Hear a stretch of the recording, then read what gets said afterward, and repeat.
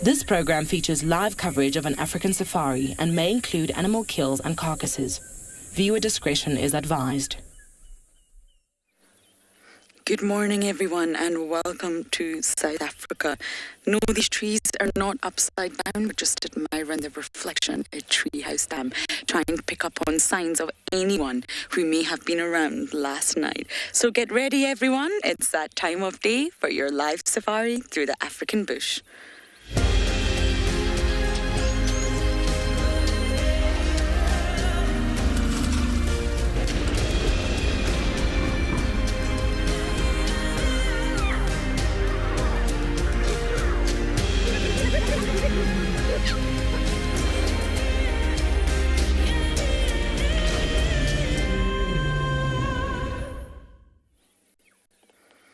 It's such a pleasant morning here in DUMI Private Game Reserve.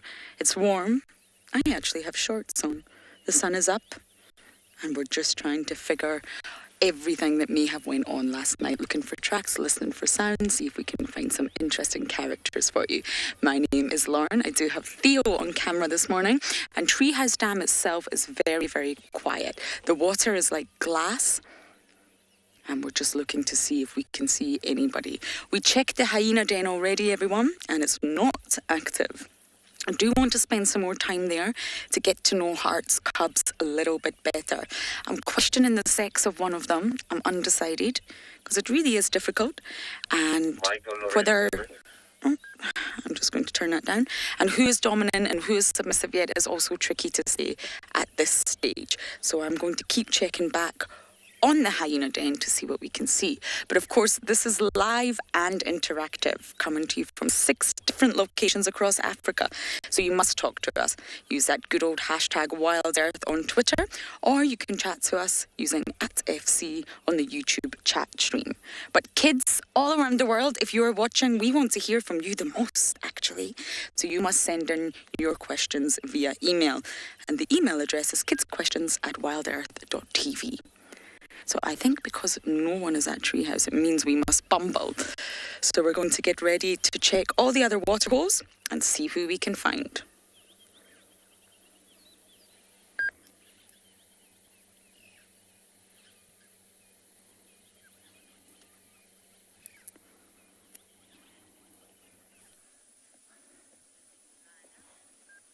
Good morning and welcome to And Beyond Gala, where we've been watching this beautiful giraffe bull just feeding on a knobthorn.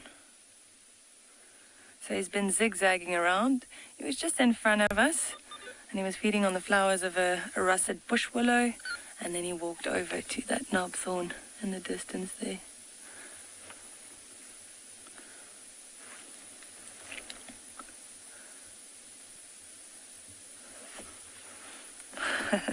My name is MARNA, and with me behind the camera is Gert. So it's really nice watching these giraffes feed on the flowers or on leaves. You'll notice that the tongue comes out. We were watching him here now for quite some time. Tongue comes out, he wraps it around the branch, and he just strips those flowers off.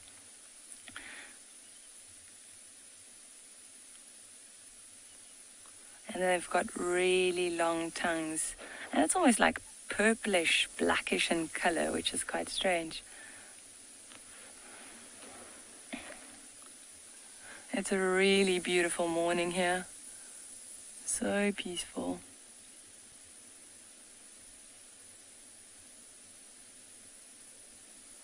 Look how he's stretching up, reaching for those flowers.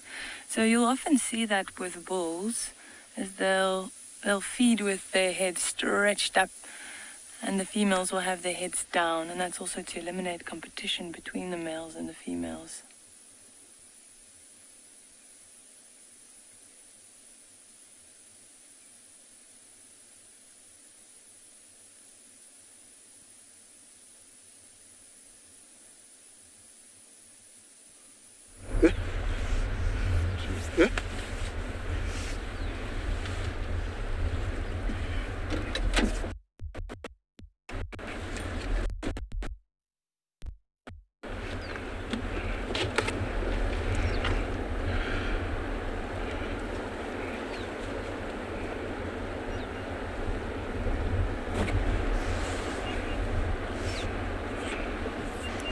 Hello, Jumbo Jumbo.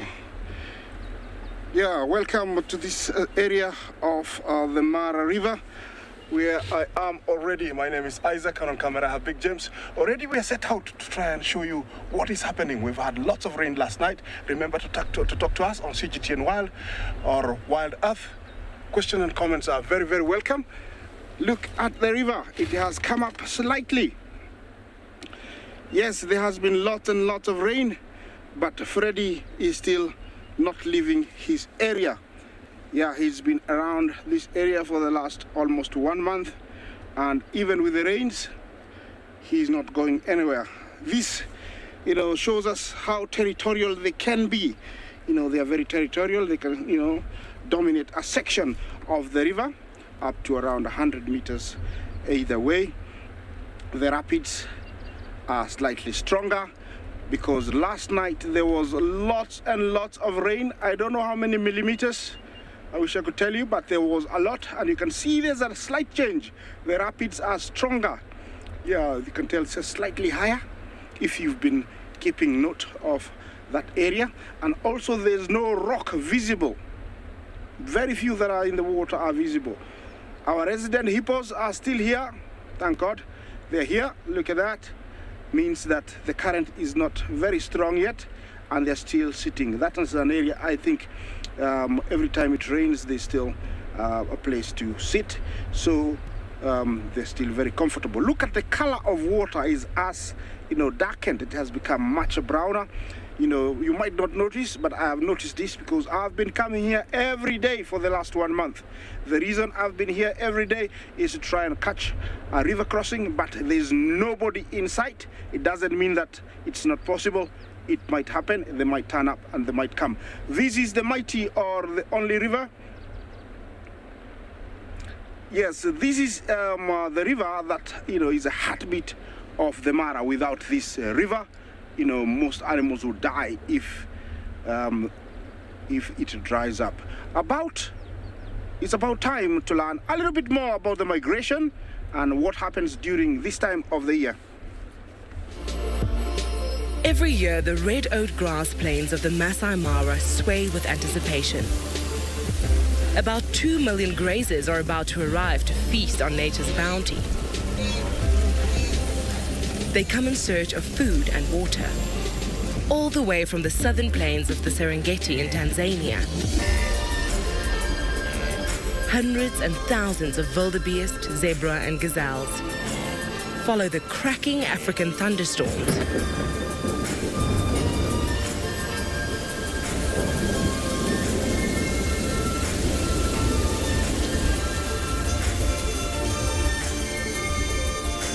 The greening pastures and the rolling rivers.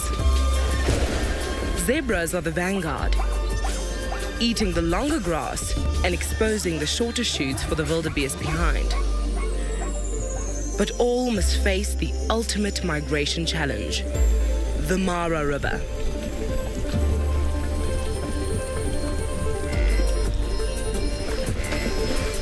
Beneath the surface lurks nature's favorite villain. With reptilian patience, they've waited 9 months for the migration feast. The herd sense the danger, but the call for food is too great. All must take the plunge, but not all will make it. For those that do,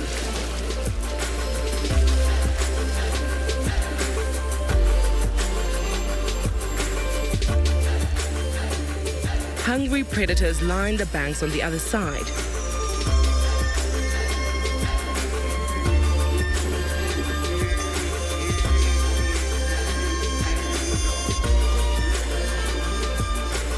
Survivors will feast on the tall grasses, crossing again and again, following the storms for nourishment.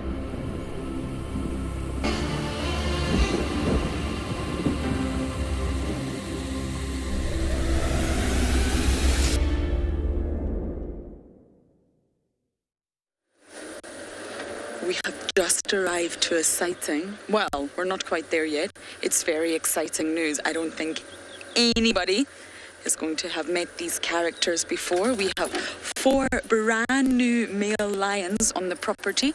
Now, they are known, so far as I know, we're going to gather more information on them, but Theo's going to wipe the lens, excuse him. And they are 3 males from the Mbiri Coalition and the Mbiri Pride and 1 male from another pride. And they've formed up to a coalition. I believe they've never been seen on Djuma before from the Manguleti side, and they were on Buffalo's Hook just a few days ago. So we are on our way to say, I can see them moving. We're on our way to say hello.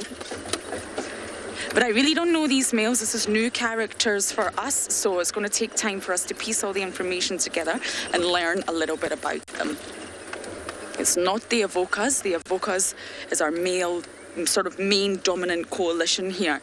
These boys, I wonder if they're going to challenge the Avokas. This is big news for Djuma, everyone. Okay, Theo, see, look at him. Small mane, young boys.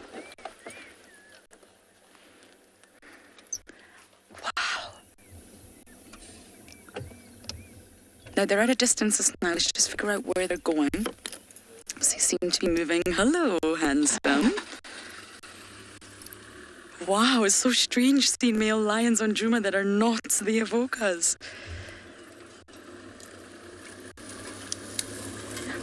Are you going round? Okay, we're going to wait until Rexon moves and then we will follow. Now, everybody's worried about the cubs. I really don't think at this stage you have to be. The Nkuhuma Pride are not on Djuma at the moment.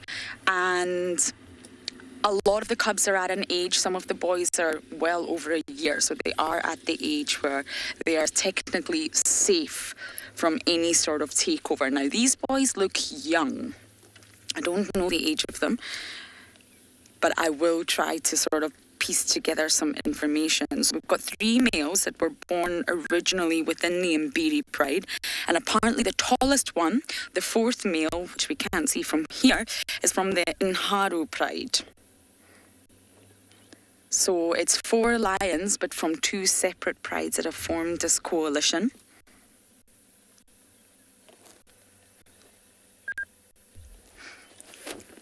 Theo's just going to wipe the lens again. It's okay, Theo, you can go ahead.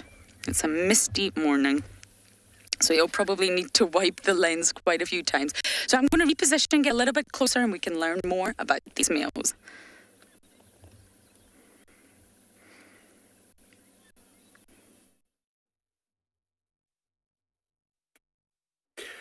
Four new male lions have come to Djuma. Wonderful. We still got our male lion here also. And you remember earlier I was saying, look at the size of this boy here. It's very small, comparing it to the normal male lions. But his body size is humongous. He is big. I'm sure you saw him when he was walking. He looked very big. The very first time I saw him using the binoculars, it was about 1 kilometer away.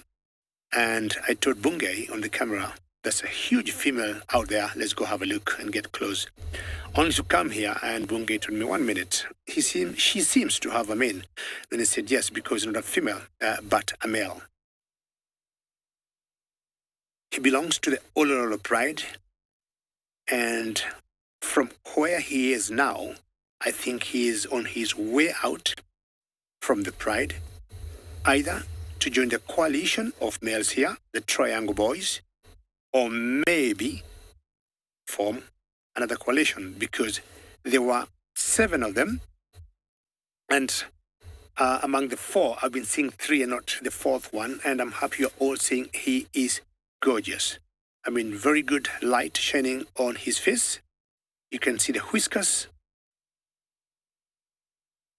And I'm not surprised if the 4 would form their own coalition and maybe try and overthrow the existing coalition now. Because if you see that size of this one, and the other 4, or the other 3 rather, are the same size, it's very easy to dethrone. The other ones are called Fang and Halftail. I'm sure you've been seeing them. I'll not be surprised if these 4 overthrow the existing coalition of the Triangle Boys. The Triangle Boys used to be 3, we lost 1, now we have 2. So these 4 can easily match the other two, because I'm sure they're young and they're full of energy. He seems very well fed, and either he had come out to scan the area and look what could be happening, or thinking of a prey later in the day.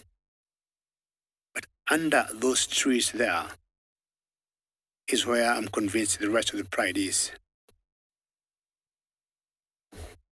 He reminds me of some buffaloes in a national park in Kenya called Tswalu National Park, which got very small manes, big bodies, and big paws. And we call them buffalo lions because they only specialize in hunting buffaloes as prey and not any other type of food.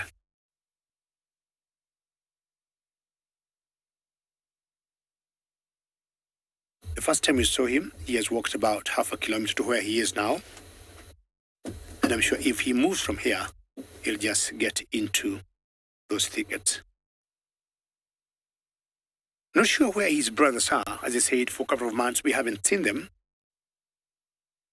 But when the migration comes, we always see the prides, splitting a little bit and overlapping from one territory to the other. But once the migration is gone, people reclaim their own territories, or the lions will reclaim their territories and stay put. Well, I got other plans for you today. You remember yesterday we saw that baby elephant that was limping, and of course the good news, getting a lot much better. So my current plans now is to move in the same area I was in the marshland, and to find out if I'm going to relocate her for all of you.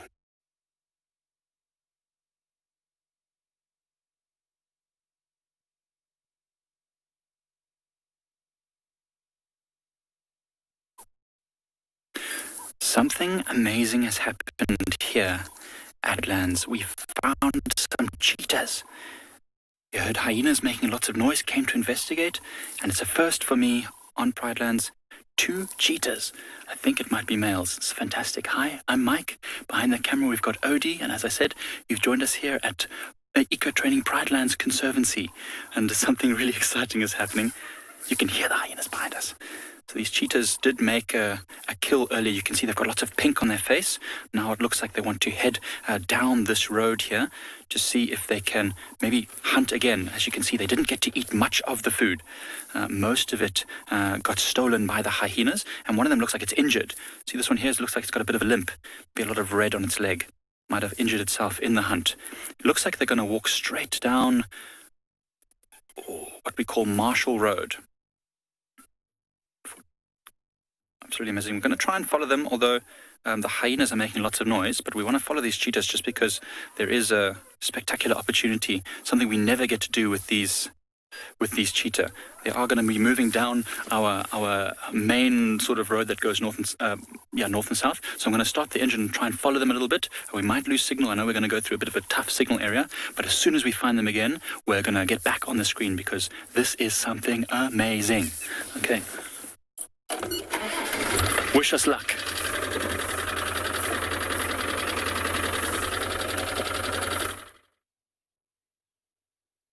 Good morning, good morning. It is a beautiful morning here at Tswalu Kalahari. You know what, guys, we were struggling yesterday. All the oaks that was looking for lions was struggling a bit to find any tracks at all. By the way, my name is MAURITZ, and behind the camera, as always, we've got David. So we were just driving around this morning looking for tracks. Nothing was going on. Quite a chilly wind blowing throughout the night, so most of the tracks were also blown away. And so we decided, you know what, just let's do this because it's nice and cool. Let's go and stop at a waterhole, just make sure that nothing is going on. And as soon as we switched off that vehicle, this oak started vocalizing, and 2 other males as well. You can see he's constantly looking in the direction where the other vocalizations came from. And it's just amazing how sometimes when you can't find the tracks, you just need to switch off and listen. You know, when they haven't been seen for quite some time, they get quite lonely. Yeah, I mean, guys, he is a stunning male. That's the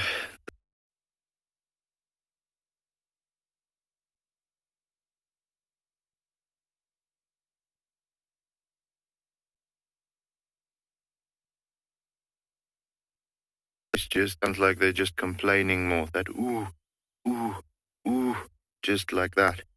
But he is a beauty. And he chose the perfect spot also to look over his kingdom. He's on the top of a dune crest, and he can just see as far as he wants to. Yeah. You know what, I always enjoy doing lions in the morning because they're a bit more active then. You know, you find them just before they go to bed.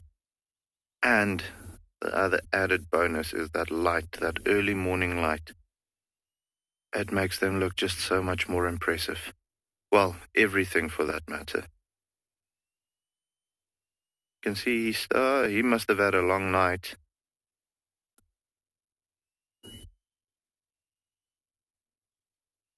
We just had a question from Ron. Why do some lions have dark manes and others not? Ron, so when you have the Kalahari lions, typically you'll find them, regardless of whether they become dominant or not, they will have that black mane coming through when they come of age. That's a particular gene that has them growing that black mane. But the reason for male lions turning darker with age, or, you know, certain individuals you'll find being more blonde than the others, that's just genetics, you know, like we are blonde and brunette and so on. However, the dark mane around a lion's neck develops when they go into their prime, you know, when they are the dominant boys in an area, they're mating a lot, they have a lot of testosterone in their body, so that you find that they turn darker in color around the main area. Also, there's another thing that I've heard is because they're now the dominant guys, there's quite a bit of fighting involved, but they don't lose. So the hair that falls out of their mane and then gets stuck in the mane itself still forms that darker layer as well. As soon as you find, I've seen this with my own eyes as well, a big dark-maned male lion in Kruger that lost a fight, and the next morning, because he had a lot of claws and teeth and everything going around his neck and chest area, looked like he had a haircut, and also that darker coloration was faded quite a bit. So the darker coloration around a male lion's neck, starts developing when they go into their prime, when their testosterone levels heightens, and that dark coloration also very attractive to the females. They love that. They've actually done studies, I've seen it, where they have a female lion in estrus, and then they put her in an enclosure with 2 dummy lions. It's just rubber male lions. Now, initially they tested the white male against a normal tawny-colored male with a tawny-colored mane, and the female actually went and flirted with a tawny-colored lion. Then they took the white lion out and they replaced it with one with a black mane, and immediately she forgot about that tawny-colored female. Tawny-colored male, and she went to the darker maned dummy and started, faffing around him and pulling her tail through his nose and so on. So there's just to answer your question completely, there's 2 aspects that determines whether a male lion has got a dark mane or not, and that is genetics and then also dominance.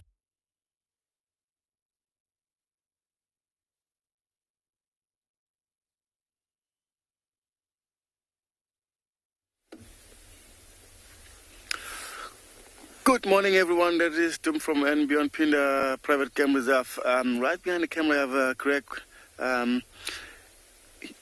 As you can see, we just have a lovely sighting of a herd of giraffe. As you can see, they're all around. We count around about 11 giraffe around this place. So as you can see, that some youngsters, some are a little bit bigger than the others, which are mother of these babies, but not baby anymore. It's a very good chance these female are pregnant again. Look at that, these young ones, they're just grouping all together like that. It's so amazing. Beautiful sunlight, and it just looked like the wind just picking up a little bit, but not bad at all. Yeah, look like there's some more coming down. Such a big one. Also, big bulls is coming around as well to join the rest of the herd, which is amazing. We'll see what's going to happen around.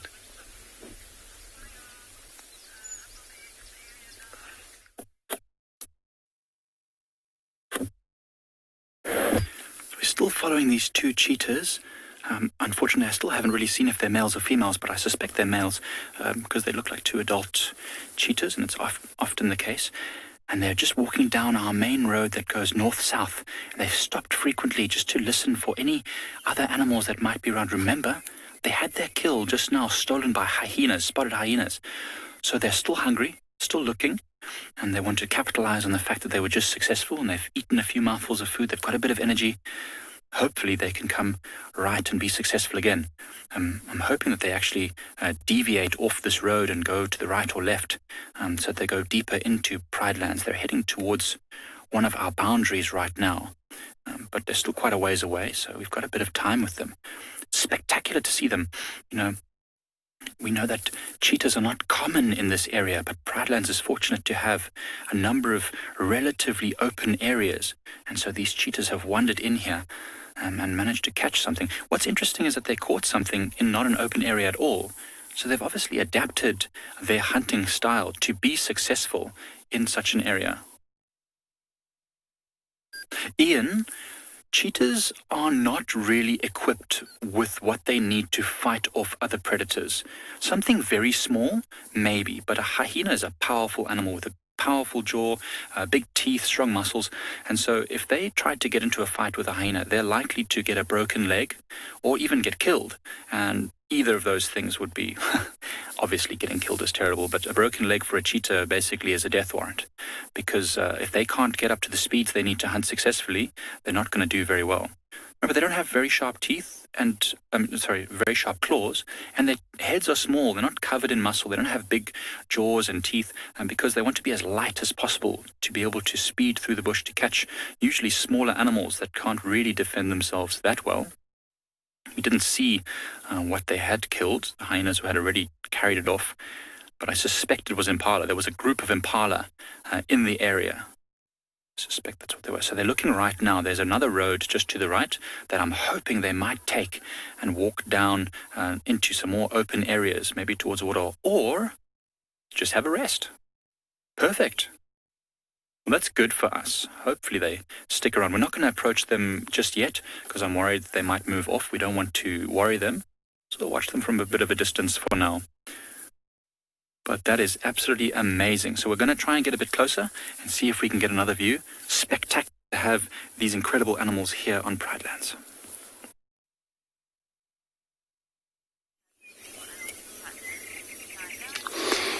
Good morning everyone. Welcome back to DUMI Private Game Reserve here in Subsistence. Today we'll be focusing on a walking safari. So this is what we're going to be doing today. So basically walking safari, it's all about focusing on smaller things that when we're on a drive we don't often spend time talking about. So this is going to be type of these object that will be included in this area. So my name is Andrew and on camera. Soli is our scouter for a safety this morning for the couple of hours that we will be spending walking with you guys. What now we discover here, this is the whole evidence of a herd of elephants that were in this area. As you can see, it's a lot of excavate that was happening, but this is how they feed. As you can see, the whole tracks. This is the whole. Thank you very much, everyone. I'm also looking forward to do this. So this is a whole elephant track. anywhere around here as well. So this could be last week, because this is when we had a little bit of a drizzling. So the soil, it's kind of like still, you can see clearly what it looks like. And again, they could do this for their own benefit, which is for them to feed on roots. They're going to have to dig underground. So we'll be continually checking around here for anything else.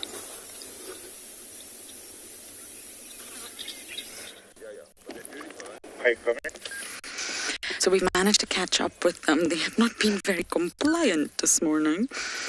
And I wonder if it's because, well, they're new to this area. Now, many of you were wondering about the cubs. I know it's not the best view, but this is the best view that we can give you for now. We'll try and keep up with them as long as we can. Now, judging, you can age a male lion roughly by looking at its features, its size, sort of facial features, and its mane. I would guess, I don't know the age of these boys, maybe around 4 or 5. Now, regarding the Nkuhuma cubs, if you think about originals boys, so 2 of them, they were born in May 2019, so they're well over a year now. They will be absolutely fine from a takeover. And if you think about Amber Eyes cubs, they were born in around July 2019. So again, they're over a year. Purple Eyes, they were born in August 2019. So again, over a year. The sort of one that you have to worry about is the youngest lioness's cubs. Jealous cubs. They were born in early December 2019. So they are the sort of litter that's under a year, and that would maybe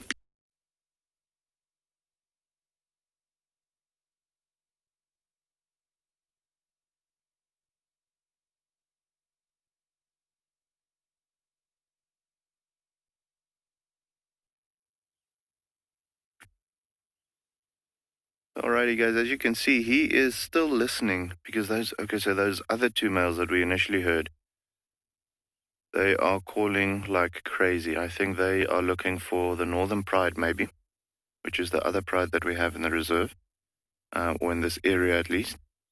And they are not keeping quiet. They are far away, though. So I don't think you'll be able to hear them. We just hear them in the distance, but he is constantly looking around. This particular area, I don't know, well, for those of you who joined us that day, about 2-3 days ago, we had that single female lioness, which has the small cubs, which we haven't seen yet. And she was right over here, actually on the same dune that this oak is lying on now.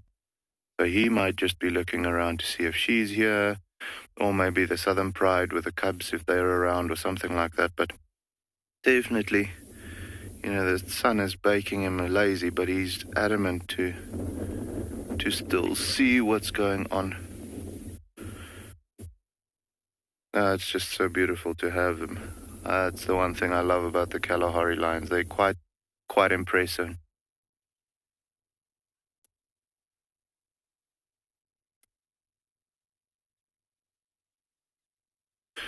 So Puma just had a question. How do we, control the lion genetics in a closed system?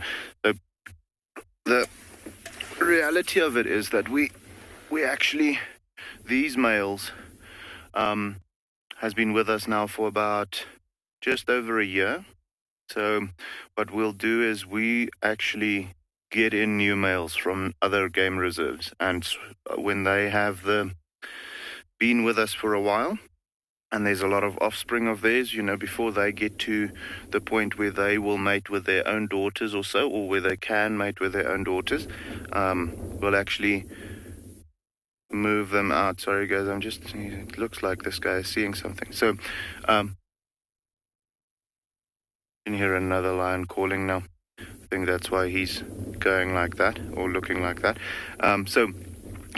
To control the genetics, or to keep fresh genetics in the reserve and keep the gene pool healthy and so on, we actively get new genes in every now and again. So maybe once every 3 to 4 years, we'll get new male lions.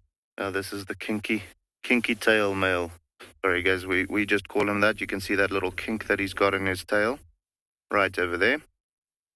But we're going to follow him. So we get new males into the reserve to control the gene pool and make sure that there's no inbreeding happening and that the gene pool stays strong and all of that. But it is quite a mission because we have purebred or pure, the Kalahari line is pure here at Tswalu. So we have to get in lions from an area which is also only purebred Kalahari males or Kalahari lions. So these guys actually came from Addo Elephant Park down in the Eastern Cape. And they'll be with us for a while now until we need to do new male or get new males in, and then we'll send them somewhere else.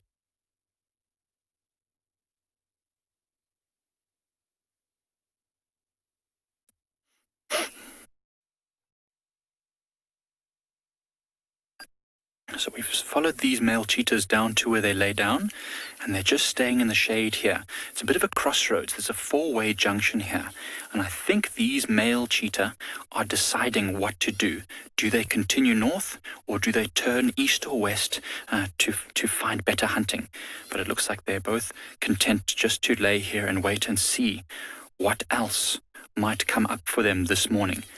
I don't know if you can hear it, but there's a squirrel that is very unhappy about these two predators being close to the tree which it lives in,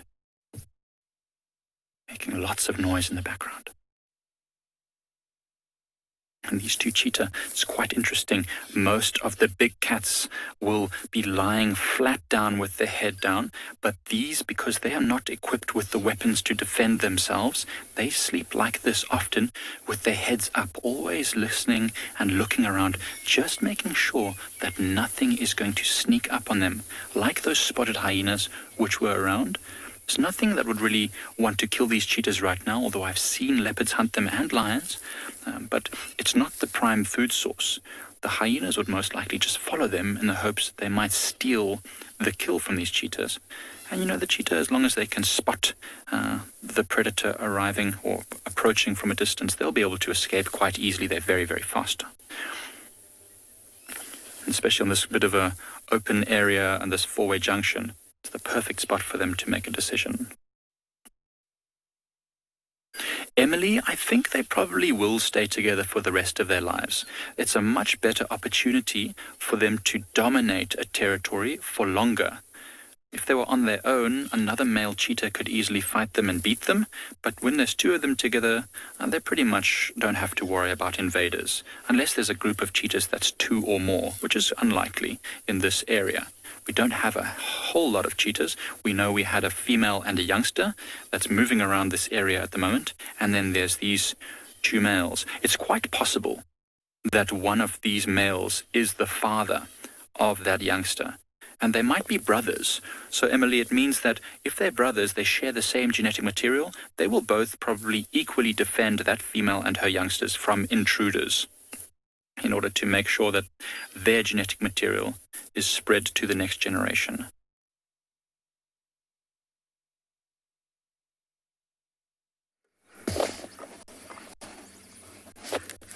Okay, these boys are a little bit nervy. You can see the one at the front is very young, especially in comparison to your Avoca males. And they're definitely looking for a place to settle. I wonder if the next few months are going to be really turbulent in terms of male lion activity. The Avocas are a fantastic coalition, but they're also quite injured. They're a little bit older now. They're bigger, they're stronger. But these males are definitely looking for somewhere to settle. Will there be an aggressive takeover? Very, very possibly. I think we need to keep our eye on the situation over the next few months. And we lost signal earlier, so I apologise. I'm not quite sure where I was in my explanation of the cub. But the only real worry is Chella's cub. That's the youngest in under 1 year. Give or take, it's normally the cubs under a year do sort of... Yeah, Kirsten was telling me where we got cut off. So yes, Chella's cub's the only worrying one. But because the pride is big, they're strong, and all the other cubs are above a year, it could be okay. It could make it. Will the Nkuhumas be ready for this? lion takeovers are not easy. The Avokas had it easy, and this is the one factor that I think might go against the Avokas. They came here to a vacant space. The Birmingham boys, that sort of were the dominant coalition around this area, they just upped sticks and left. They just decided they didn't want Djuma anymore, and they went down south. They've never returned. So when the Avokas came here, it was open. It was wide open on the property market, and there was no aggressive takeover. They didn't have that level of aggression. And that's one of the worrying things, because they won't have sort of experienced that before. So if these boys are to challenge the Avokas, I can only begin to imagine how it's going to go down.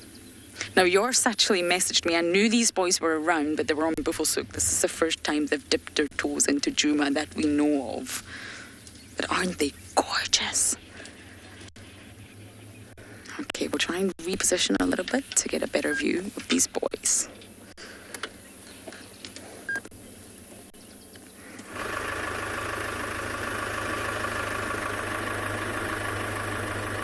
Okay, it's always exciting when you get new lions in an area. You know, you never know what the future might hold with those guys and with the current lions in the territory. But yeah, so this guy now, after hearing that last vocalization, he decided to get up and come and investigate. We're very close to a waterhole, so actually the waterhole where we were sitting at when we heard him calling the first time. But we did see, however, that there was male lion tracks going south from where we are, which is the direction that we are traveling in currently. So that it's possible that there might actually be another guy here somewhere, or other lions at least. It might be him just wanting to link up with them, or, you know, we have had with the female lions having small cubs in the area at the moment.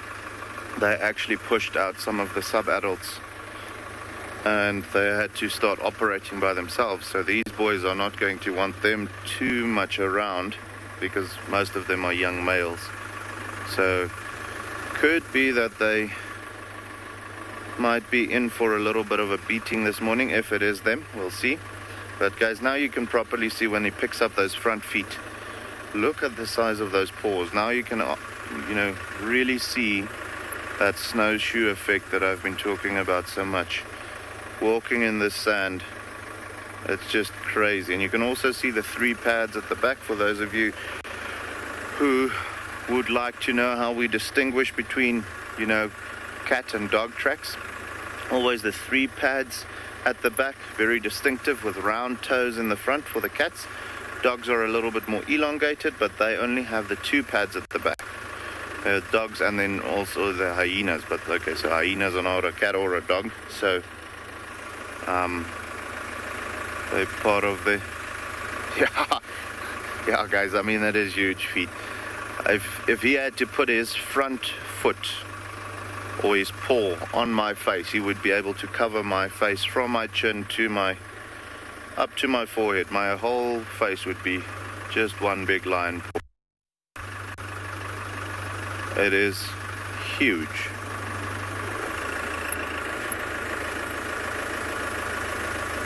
Incredible to be able to just, you know, follow him like this and see where and what he's going to do. He might go for a drink of water, which would also be great. Always nice to have them, you know, in that posing position, drinking water. Let's just see how he's smelling the bushes as he walks by. So other males, when they mark their territory, this guy as well, they'll rub their mane against the bush to get a little bit of their scent against it, and then also spray urinate. But yeah, guys, we're gonna see what this guy is up to. If there's anything interesting that happens, we're gonna come show you, okay?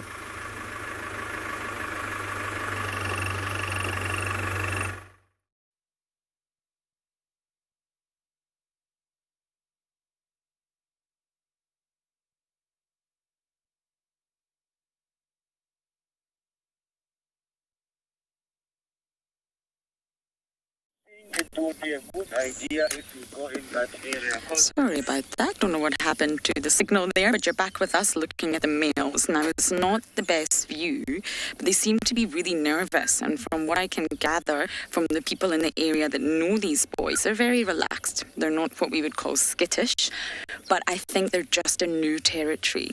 They're moving really, really slowly. They've been on Buffelshoek for a few days, came from Mangaleti, and they're now south on Djuma. Looking for a place to settle. They have sort of won over the Avoca in terms of they're in good condition, and they've got one extra. The Avoca coalition consists of 3 males, and there's 4 here, but obviously they're much younger, and they're not as big. The Avocas are in their prime, so they've sort of got lots of testosterone pumping through their veins. They're strong, but they are injured. Darkmane, for example, he sustains quite a serious injury. He limps badly, and it's a long-term injury. I think he was badly injured before and it didn't heal properly.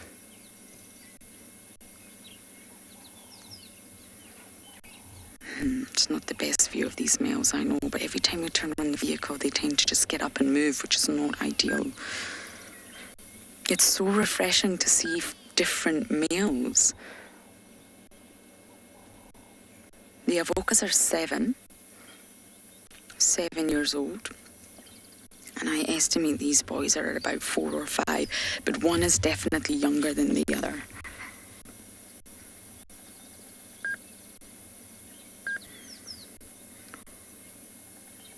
Now, they may continue to move, they may never settle. If they go down south, they are going to bump into other coalitions. So maybe Djuma is going to be the best option for them.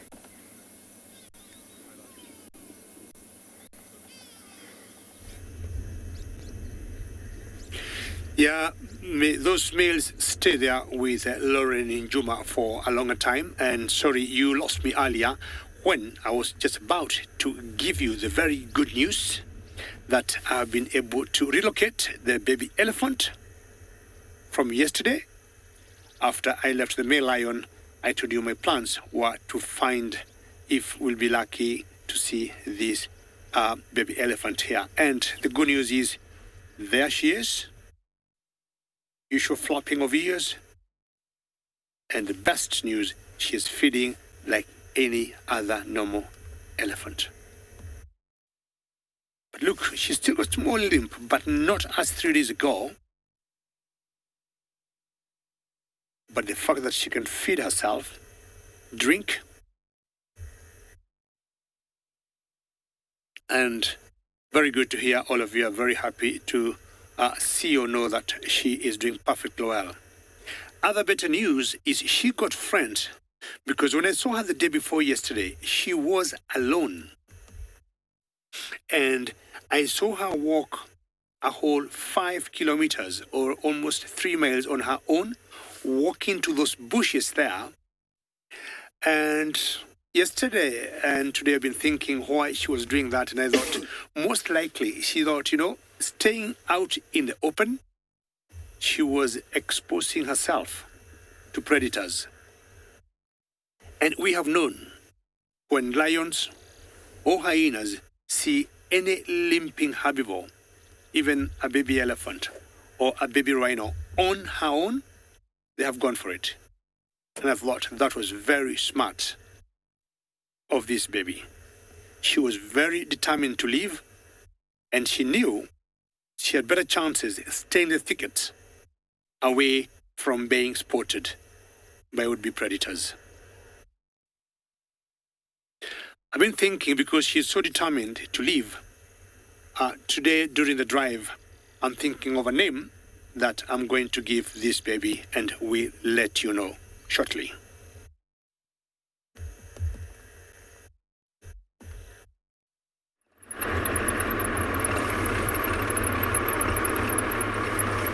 So, okay guys, he is definitely not interested in drinking water, but more in finding whatever he's smelling at the moment. And I'm pretty sure it's that other lion that was vocalizing. As you can see, There he's coming through now, but constantly looking around and sniffing the air, and there's some real intent in his eyes now. They're really, really cool. It always amazes me seeing that, game face of a male lion. Look at that. Definitely looking for something now. Just saw him marking his territory as well, that typical spray of the urine. But look at how impressive that is. Constantly looking around. The wind is coming slightly from like his left shoulder. So if he does smell something, it's going to be to our right-hand side, his left. You can see he's turned now. And it seems like he is picking up on a scent. Could be a kill, could be other lions. We'll have to see what he uncovers. But yeah, very, very cool. I love the, having the lion a little bit behind the bush now, but love having the lion with the sun behind it. You have that outline, almost like how every cloud has a silver lining, every lion has a gold lining. Look at that. Incredible. But he is on a mission. And it's, it doesn't look like they move fast, but as soon as they start walking like that, it's just a constant pace that he's covering. And they can cover some great distances just by doing so. And yeah, guys, this male is stunning. All four of the male lions that we have in the reserve or in this area at the moment is beautiful, beautiful, big black maned lions. So let's see what he's gonna go and find now.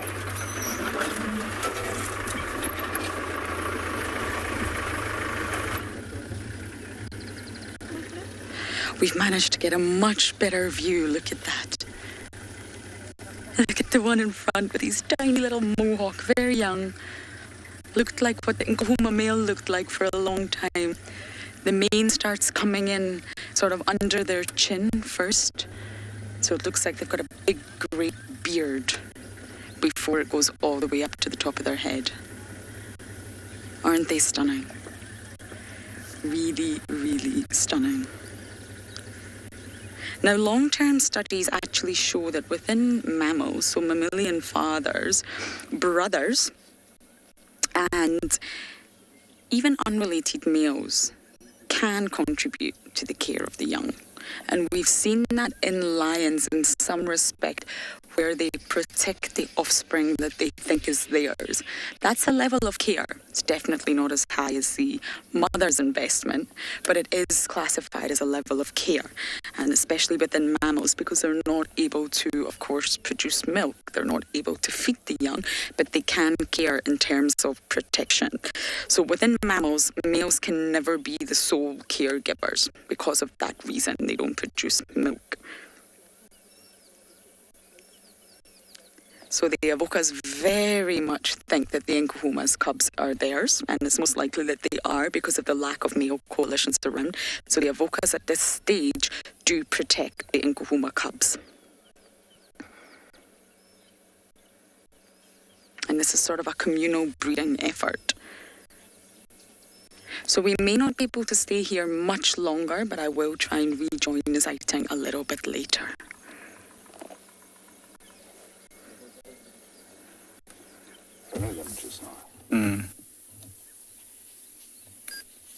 Right, so we come to a big open area called Impala Plains, and as you can see there are some impala here, and the cheetah are just off to, basically in front of us, hiding amongst this rocky sort of area, and we suspect that they're going to try and hunt these impala. The impala are a bit far into the open clearing at the moment. They don't want to waste their energy by trying to run all the way in. We can't see them. Very, very well camouflaged, but you can see they'll be waiting amongst those rocks for these impala to get a bit closer so that they might be able to run and hunt them and catch one.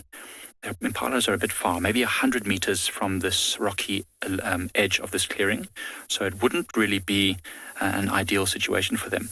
A cheetah's fast sprint is faster than impala, but that distance is too far. They'll become exhausted before they even reach the impala. So we're just going to wait here on this open area in the hopes that maybe the wind changes and those impalas wander a bit closer to the rocks, and we could get super, super lucky and watch them hunting, which will be one of the very first times I've ever seen it before. Never see it very often in the low veld because it's usually quite a thick area. But we've got a nice big open clearing here, which would be able to see it very clearly.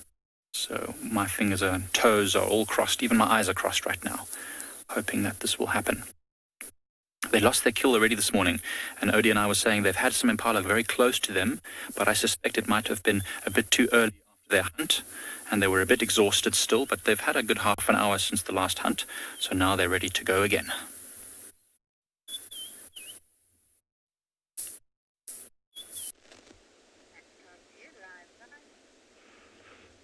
A very good morning to our dear viewers.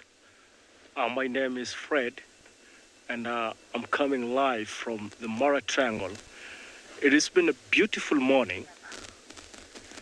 It has been a beautiful morning, and we've been driving around.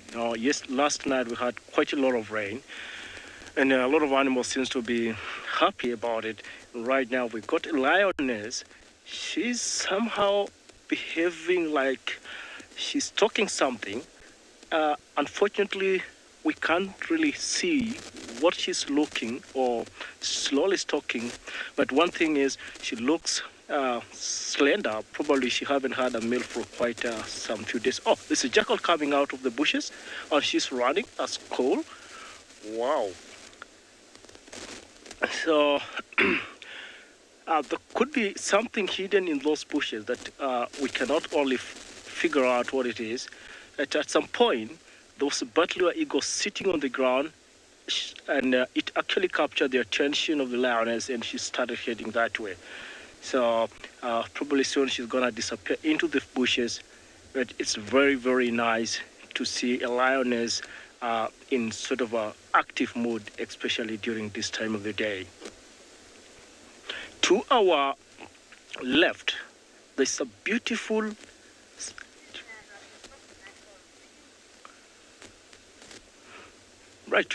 our left, there's a beautiful baby jackal sitting on the termite. We're gonna be staying here and keep an eye on her, as well as we follow the lioness as well.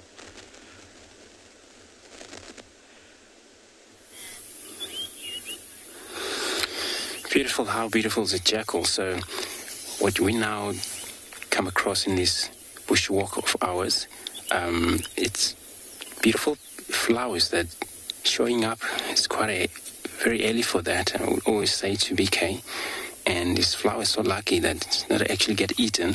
Usually this type of plants, get eaten by elephants, especially the new shoots, as you can see. And so it's called bobojan or baboon's tail. And yeah, indeed, it's a beautiful plant. And of course, when you look at the trunk itself, it doesn't look like part of the whole new growth that is taking place in this area, in this plant. But of course, indeed, it is. It's so that it's one of the plants that, they would be found in a very dry area where there's not much of wet, but they still grow when they need to, especially the spring. Bring a lot of moisture from the air, and that makes the flowers to be very first to be shown up in this plant. So, but yeah, of course, they don't really grow very big. That's average height, or could be slightly higher than that.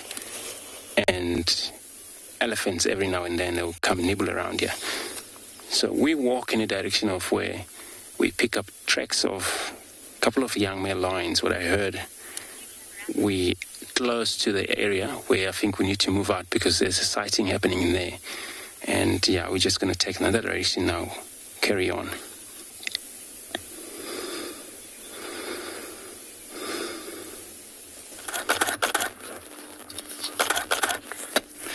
Right, so we've still got these two cheetahs. They're moving past the clearing now. I think the impala were a bit too far for them, so they are actually going to be moving past them, finding a better opportunity. You can actually see the impala in the background. I've already spotted them. Alarm calling even from this distance.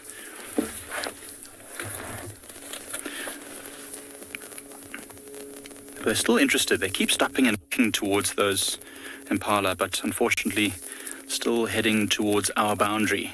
There's a waterhole just a little bit north of where we are, and so they're probably going to go and drink at that waterhole that's just north of our boundary. They're basically on our boundary now, so that's about the last we'll see of them, but we're going to try maybe one more view. Ooh, Elise, king cheetah are a type of rare genetic like obscurity. It's a mutation, and they're not actually naturally occurring that often. So I've never seen a king cheetah. I think you find them in other places, but I've never seen one here, unfortunately. I'm just going to turn us a little bit. You will see a couple of other vehicles around here. We are close to our boundary, as I mentioned. So this will be the last view that we have of them. These are not king cheetah, but these two potentially have the genetic material to produce offspring that might be known as king cheetah. And they just, instead of having spots, they've got these long stripes along their back and other things. But essentially, these two are beautiful, natural, gorgeous cheetahs. Look how sleek they are. So you can see their body is not muscled like a leopard or bulky like a lion. Very slender, built for speed, small head, long limbs, long heavy tail to act as a counterbalance. And as they take these long strides through this beautiful golden grass, they disappear off into another part of this area of the Greater Kruger National Park. It's been an absolute pleasure to have them here on Pride Lands. Hopefully, they'll get another meal at some point this morning.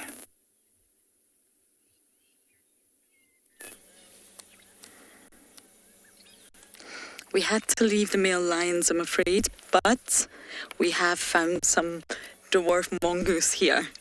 So you can see that they're all just coming out, slowly but surely, of the termite mound. Now, we're hoping to go back to the male lions if there's space a little bit later. Normally it sort of gets a bit quieter once the excitement's over, and we can dive a little bit deeper into what this means that there's new lions here. Now, infanticide from lions accounts for 27% of cub mortality in general across Africa. So that's a quarter. That's a good quarter. And normally, why do male lions do that? It accelerates the onset of estrus in females. Kill all the cubs that are present. The females will come back into estrus. You can mate with them, and then they're going to have your offspring. It's the start of your bloodline. That's why they do it. But these mongoose are chilled. They're about 100 meters away from the lions, and they're just starting their day. Dwarf mongoose really don't start. There's someone's here. Theo, just not behind the thicket there. So yes, we're heading back to the hyena den to see if anything's changed since this morning.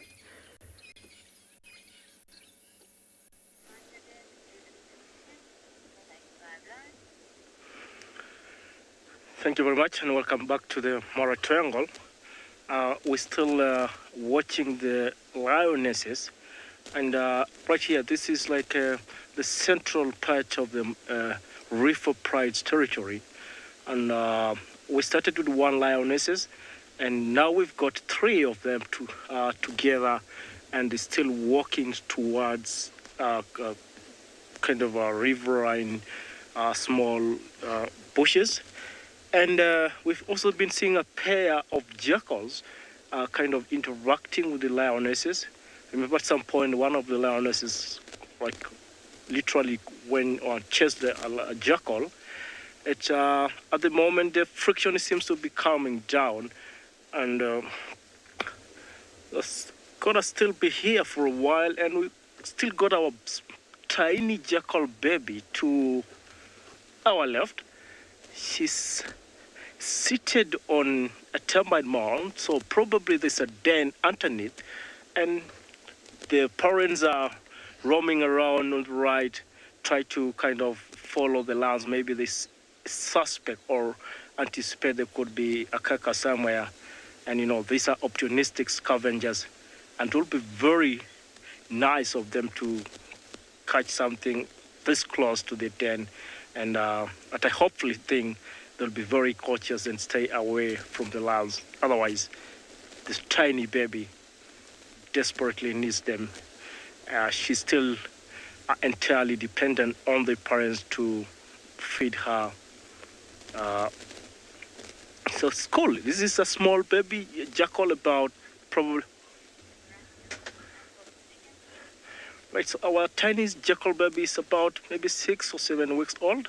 And I'm really happy that we found this at this particular morning.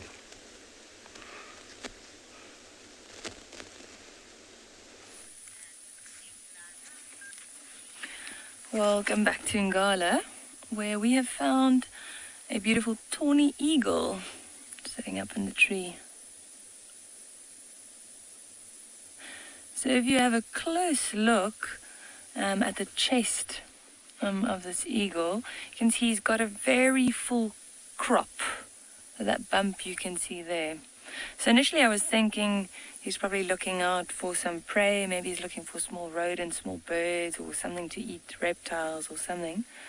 But I think he has already had a meal. So they generally store food in that crop, and his crop is very full. So I think he's just soaking up the morning sun.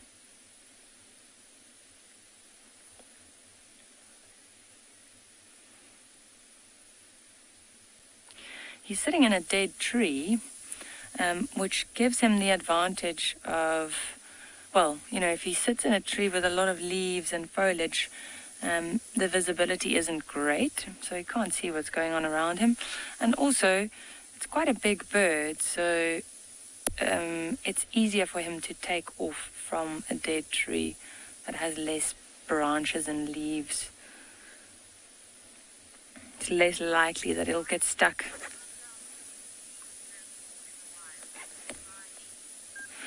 Miley, how long do eagles live for in the wild?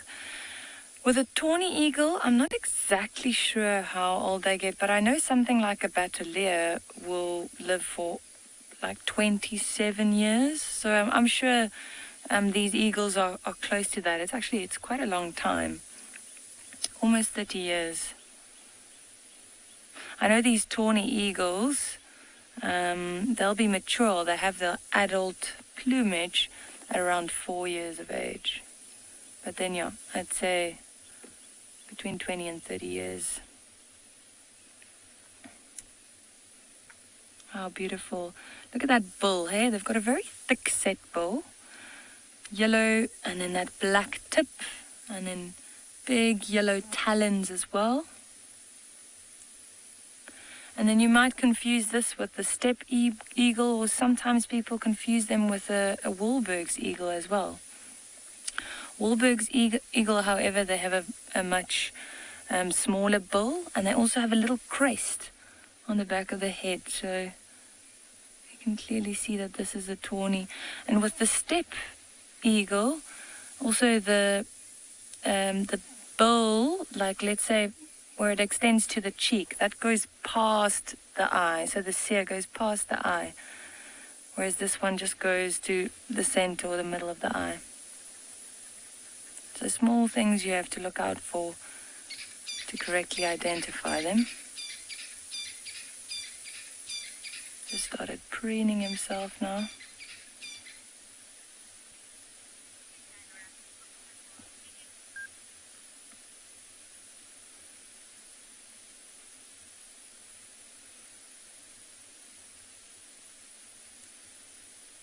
With that branch.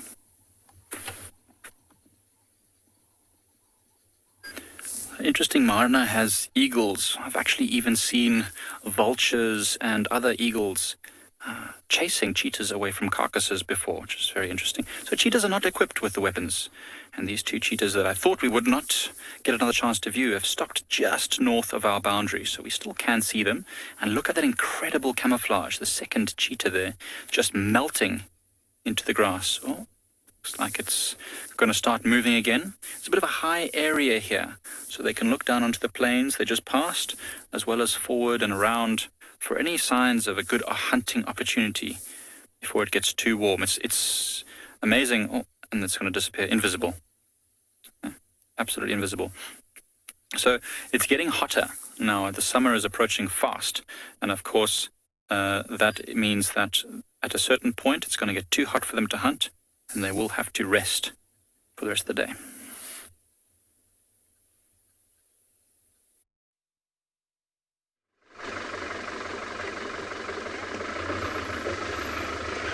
Welcome to the MARNA Triangle, and we've been spending some time with this very curious, beautiful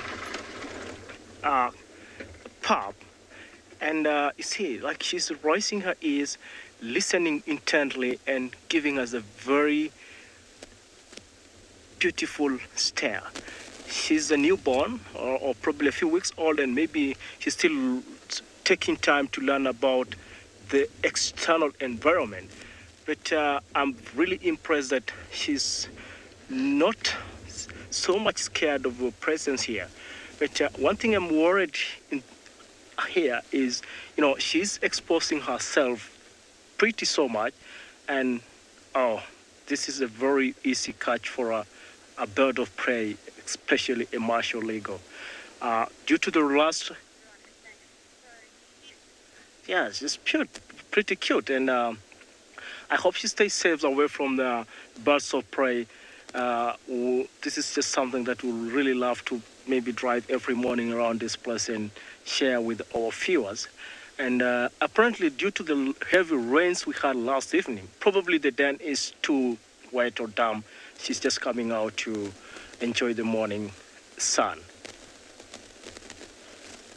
The parents are not far from here, and probably in case there will be any danger that will be coming along, they will try to come and intervene. In the MARNA, we got lions, like you can see in our camera over there. These are, on the top of the food chain, but smaller predators like jackals will most of the time rely on these powerful predators to bring down prey, and they will wait until they get an opportunity, and they come at the very bottom of the pecking order. So there's always a feasting opportunity within an area where the lions are, and it's very nice, a very nice interaction between the predators.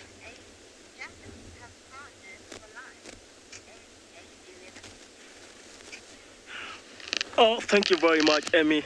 Your question, the jackals in the MARNA, the most common species here, the silverback jackal or the blackback jackal, and these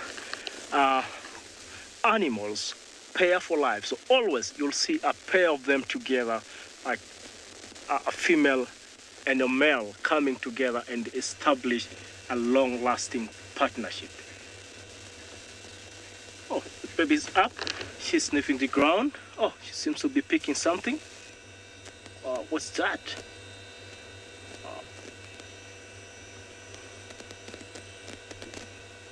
This is basic learning stages, In future, she needs to be she'll need to be on her own, and this is a stage to start learning about small things and value of using all the sensors, which is very actually we got one of the parents on our left. She's slowly running into the grass. Jackals don't entirely depend on scavenging. Sometimes they can catch and bring down smaller prey. Like I've once seen them take down a baby impala, a Thompson gazelle. They sometimes catch small rodents in the grass.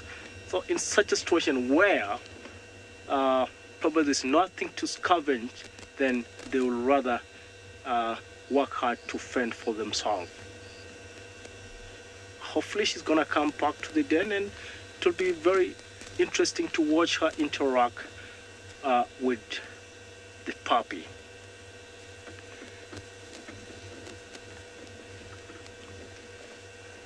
Archie, one of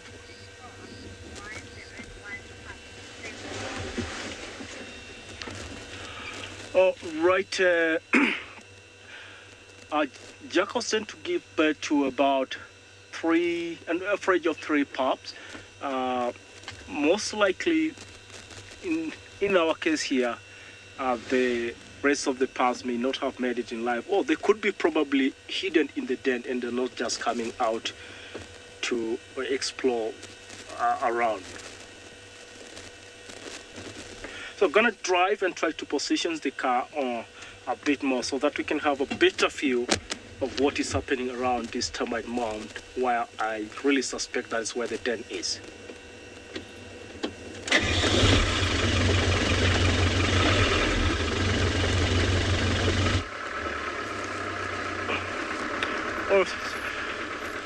Right, thank you very much. And I'm still staying here. Our tiny pub is just moved out of the mound and she's in the grass, so I'll be spending some more time to see what she's up to.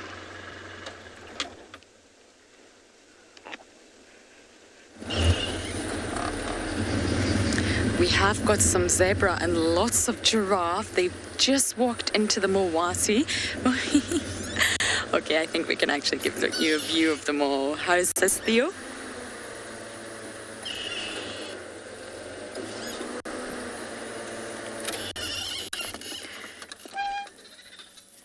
You often find zebra and giraffe together these days. And it's a good call for the zebra. Giraffes are known as the lighthouses of the bush. They see all, they know all. Now, they don't necessarily vocalize like other herbivores, but they will stand, freeze, and look in the direction that they see danger.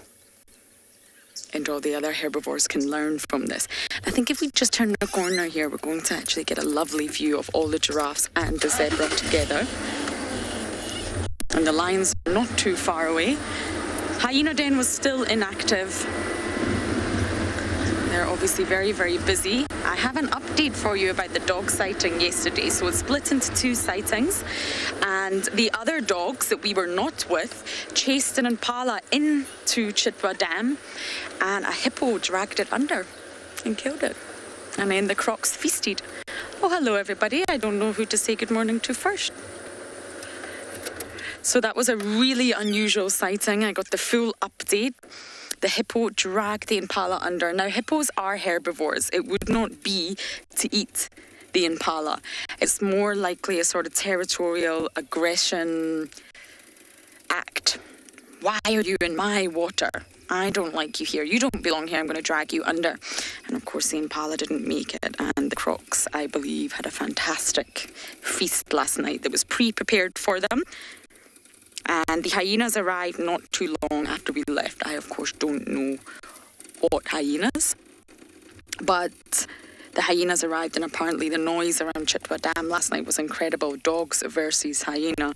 Many of you are saying poor impala. I know they didn't have a very good day yesterday. Room for 3. Okay, we might have a chance soon to go back to those lions. We just need to give everyone the fair chance to view them. It's very busy here in the sands at the minute. This is a big herd of giraffes, or should we say a journey or a tower. Collective names are funny. We all enjoy them because they are often very, very nice words. I'll go forward for you, Theo. And it makes use of different words in the English language, but collective nouns have actually no basis in science. Technically, this is a herd, but of course it's far nicer to call them a tower or a journey. I love collective nouns, don't get me wrong, but in terms of science, there's no scientific basis to them. It's just people enjoying using group names for animals. A dazzle of zebra is definitely up there in my top 3.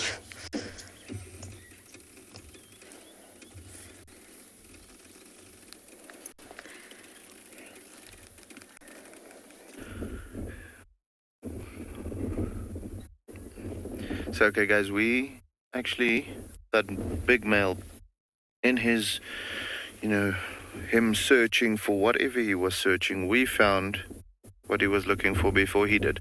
And he pulled a bit of a Houdini on us. He went through a thick patch of blackthorn acacias and disappeared. When we went around, we couldn't see where he was going or what he was doing, so we think he might have gone to lay down.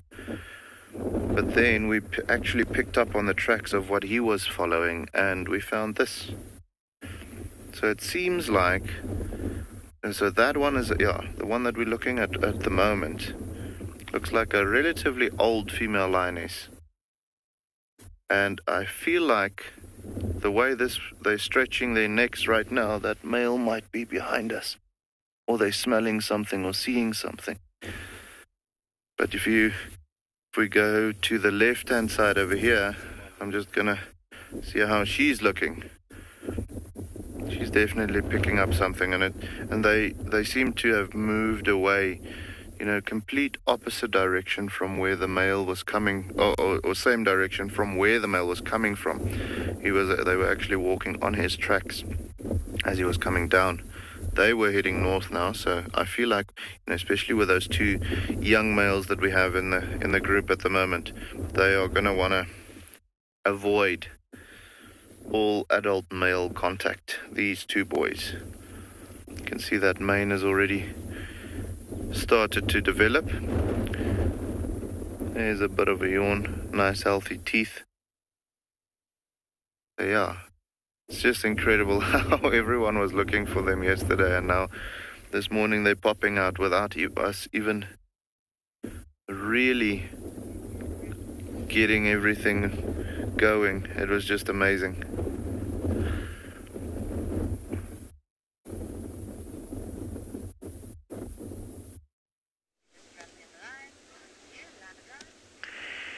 All right, thank you very much, and we're still enjoying the company of a tiny jackal pup, and she's really, really curious. At the same time, we still got the lionesses sitting up on a termite mound, just looking around. Doesn't seem to be any prey within range, and I think we're still having a very beautiful kind of weeks sunshine in the MARNA, so it's not yet too hot for them, so they're really happy, and that's this opportunity to just enjoy the sun. Too much rain always comes with a bit of chilly temperatures, so most animals love the sun after the rains. We're gonna try to get a better position, probably, if we can still find our tiny pup. Apparently she's moving a lot, just maybe learning a few things or getting herself accustomed to her immediate environment, which is very, very crucial.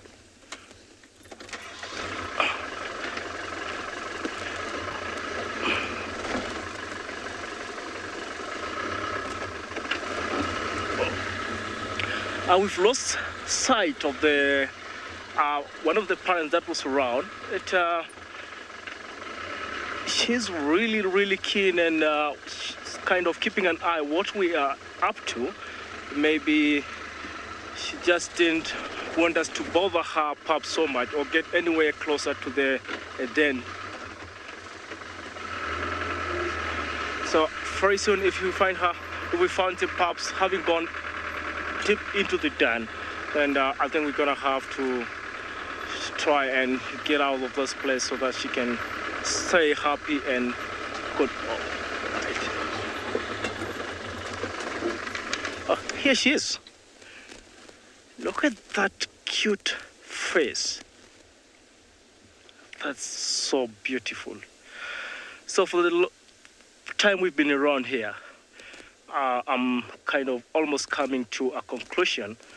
She's probably the only one in this particular den. Tiny pups like this are always playful, especially in a sunny morning like this. And I'm very, very sure if there were more of them in the den, probably they should come out and enjoy a very or just play and socialize with each other. Look at those cute eyes. Oh, thank you very much, our viewers. And this is a sighting that doesn't comes quite often. Like, I've been in the Mara for quite some time, but I rarely see this beautiful tiny jackal pups. They kind of be very scared most of the time. They'll just vanish into the den the moment you start driving close to them. Wow. Moving around. Let's just move to the right side of the mount. Oh, there she goes. Hello. Please, we don't mean any harm to you. We're just here enjoying your company, and we really love spending time with you. She's out of our view. I've got to... All right. She's currently out of our view, and then we're just like, I think we need to give her time to enjoy the sun, and probably the parents will come along as well in a short while.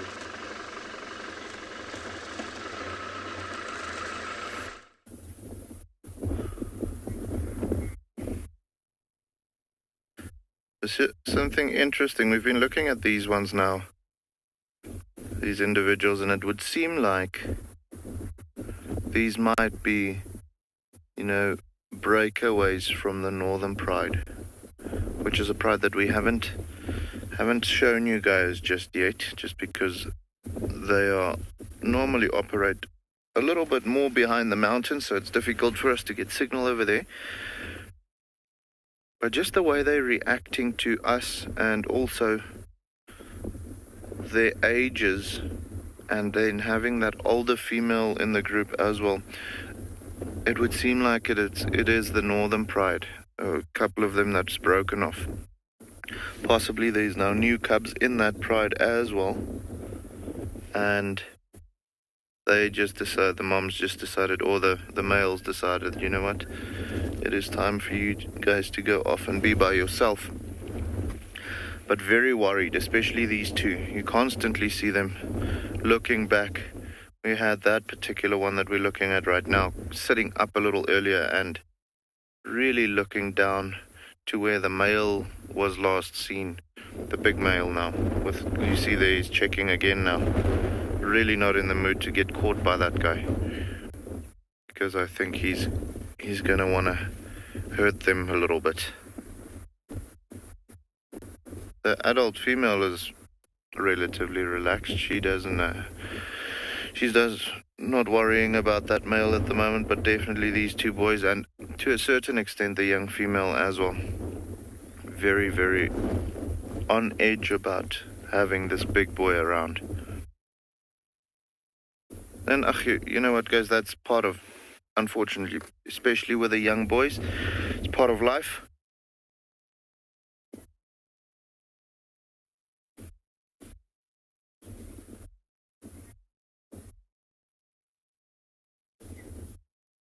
But Tim just had a question. Do all cats have that padding cover on their feet? Tim, yes, you're absolutely right, they do. So the 3 pads at the back with a little ball in the middle, and then the toes will also have the padding. And it's just, with any one of the individuals that starts walking, you'll find them developing that. If they don't walk at all throughout their entire life, you'll find maybe fur growing there or so. However, with them constantly using it, you always have that definite, almost like a hand or a foot developing.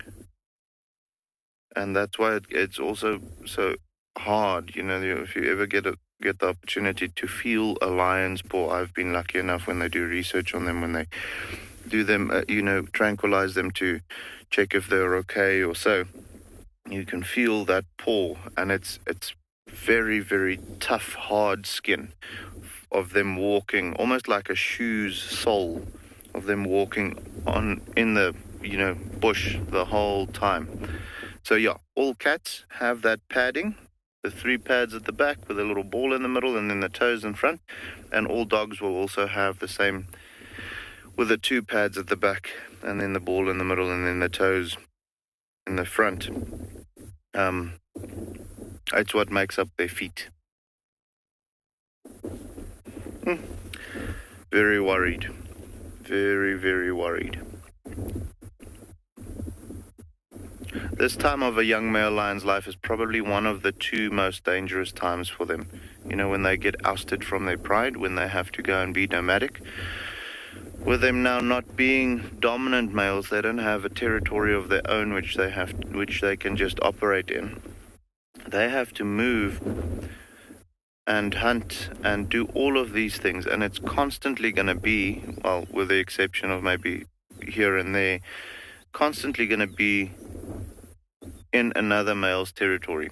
A dominant boy at that time, or a coalition, which is going to want to kill them, because, you know, that's their direct competition for the future. So unfortunately, quite a bit of them don't make it through this time of their lives, just because it is quite a dangerous time. Also, they need to hunt for themselves now all of a sudden, and that might, if they don't know how to hunt properly, they are going to struggle to stay alive because mom's not around to take care of them anymore.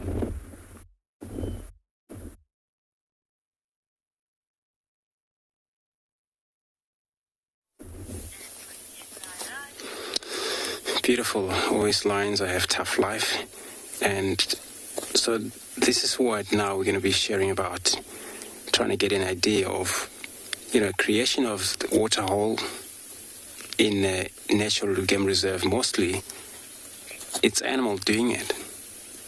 You get in an area where there's no man-made, a lot of man-made water hole.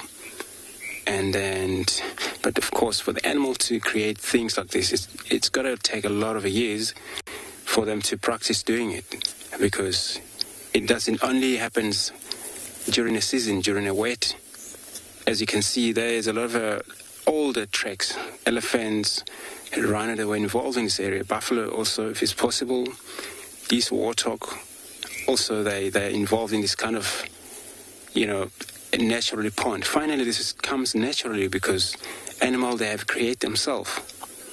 You know, the whole entire, you know, sub-science history is that many of these water holes are man-made because, especially in the northern part of Sands, the river runs far south from us, and many of these water holes, many of them are man-made. But this what animals can also do themselves. And of course, I would expect, been in this area for a long time, this pond has been here, but to see, you know, increase of it, you know, it's quite hard to tell because, you know, they only happen once a year when it's wet.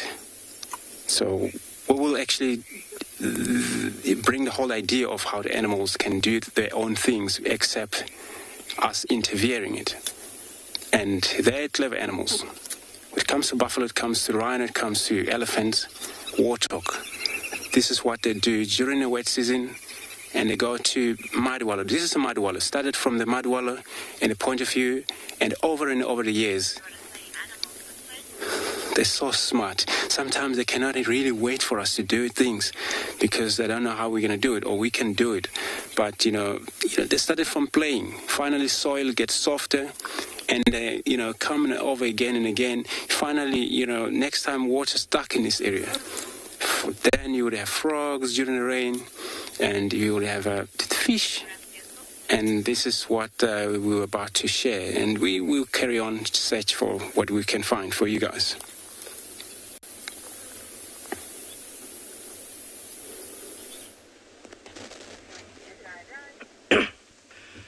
Thank you very much. We're just done with a beautiful Jekyll pub, and we've carried on driving on, and we just found a beautiful bird of prey, nicely perched on one dead tree. And interestingly, most birds of prey here in the Mara kind of position themselves in well-exposed branches. What we have on our screen here is a western banded snake eagle. We do have a brown snake eagles, black-chested snake eagle around, but this is kind of a more or slightly rare rare snake eagle, but quite often we see them once in a while. That's a nice place to just look, scan, and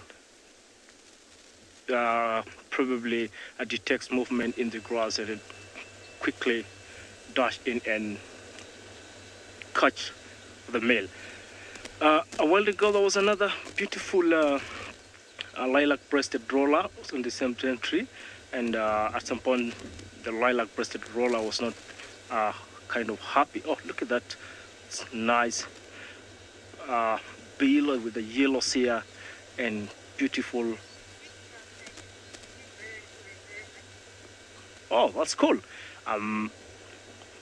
Yeah, here in the Mara, there are quite a lot of new things every now and then, and I'm very happy that people are getting new stuff in the list, and hopefully we'll be paying a little more attention on birds as we drive around, and it's always good to grow your birds checklist. For me, I keep on seeing. Mike, thank you very much. It's a nice patching spot, and you just want to leave the western banded snake eagle to enjoy the look and probably wish you could get something for breakfast this morning.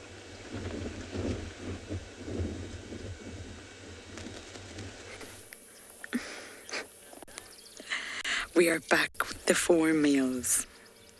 Now, they're not happy. Once the vehicle comes close, they're nervy, and I really don't think it is anything to do with vehicles. I do believe that it's just because they're sort of in unfamiliar territory. Now, they're moving into the drainage, which is not ideal. So hopefully we can spend as much time with them as possible. It's getting hotter as well, and knowing our cats, they do seek shade. But hopefully we can get to know them a little bit better. Whether they stay, whether they don't, we don't know. This might be the only time we see them. We've seen lots of sort of random leopards come through. They're just passing through. These lions could be doing the exact same thing. They are seeking territory, but it takes time. They need to navigate their landscape and feel their way through scent before they decide where they're going to set up shop. The avocas are really the only threat to these boys.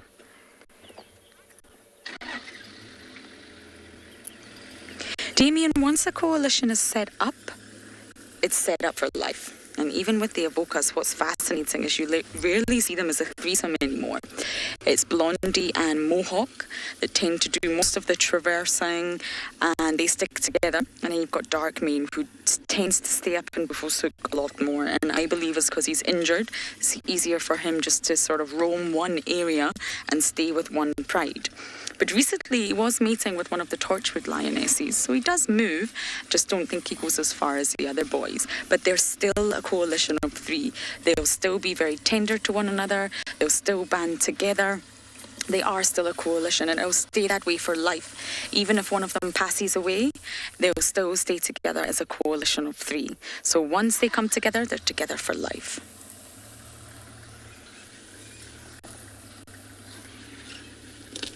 This boy's beautiful. He's got a much bigger mane than the other boys.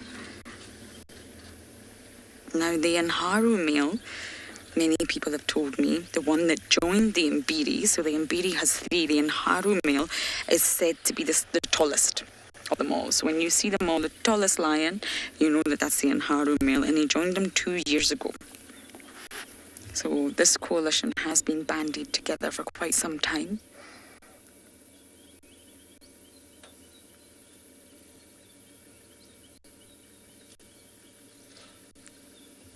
I have to say, it's wonderful to meet new lions. And if they did manage to set up shop here and they had a battle and they won, the avocas would probably shift their territory around that, most likely head down south. So the others have gone to the drainage line, but let's hope that this male stays here so we can stay with him a little bit longer.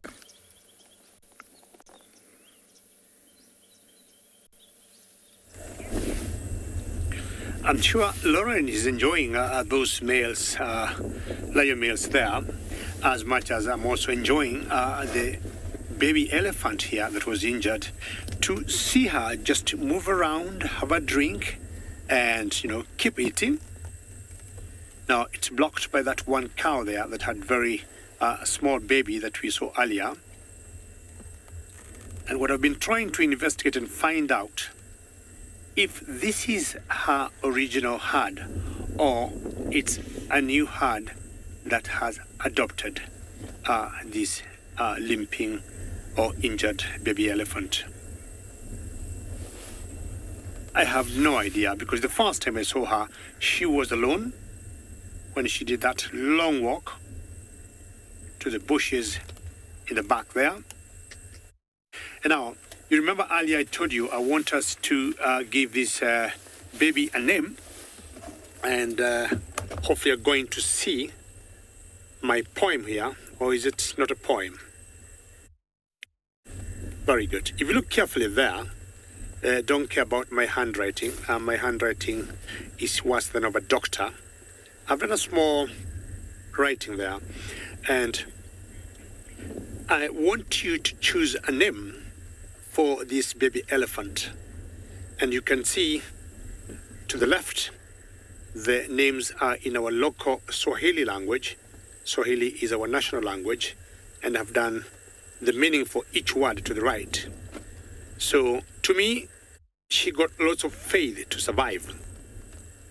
That's Imani, top. And the second name, because I want to give you a choice of the two names to choose, is the courage or the determination she had the other day to walk out of the savannah in the openness to go and hide in the thickets until she got a herd to live with. So choose between Imani, that's the first one, how we pronounce it, and the second one is Jasiri. So the faith in her to survive and the courage, or how courageous she is, and we say that Jasiri.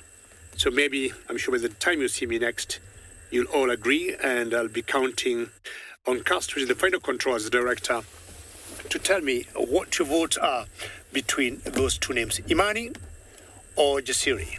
You'll definitely let me know. So we're going to do a Twitter poll today, this morning, on that very courageous baby elephant, who to me, it's very determined to live and survive, and I'm so convinced she will. And as usual, you can do that tweeting hashtag CGTN World or hashtag World Earth.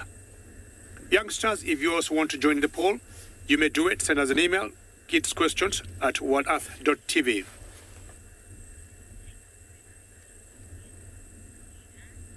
Leanne, I'm giving this baby, if she continues the same progress she is on right now, I'm giving her about 2 months.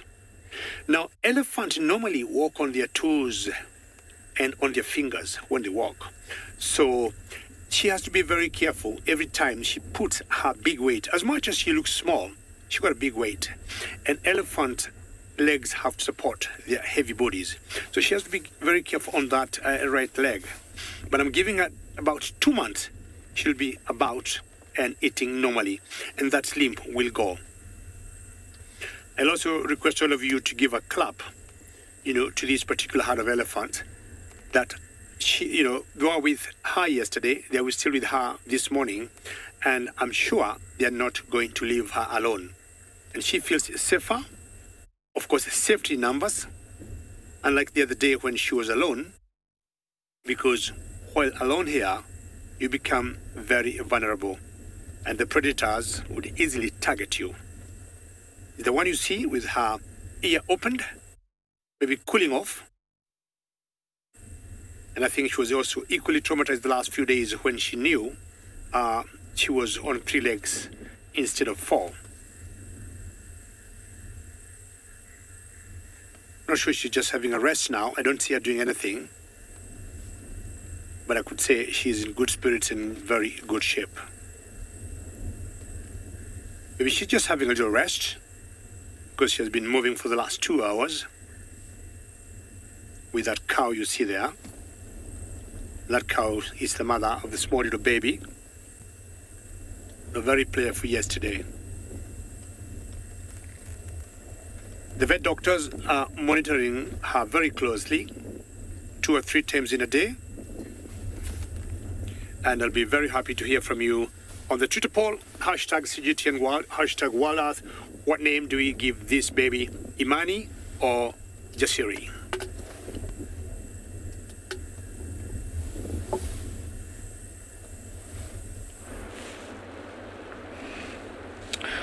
At the river, and my friend Freddie hasn't made much success apart from leaving the water onto the bank.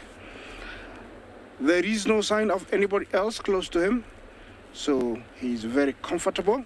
That's where the wildebeest come, and the zebra and the topi, but there is none in sight. And it has been the case for the last few days. I don't know for how much longer we have to wait, but herds are all over. But I think it's because of the rains, they haven't decided to come down to the river. And who are we? We just have to wait.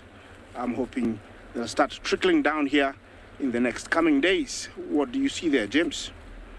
Anything? What do we see here?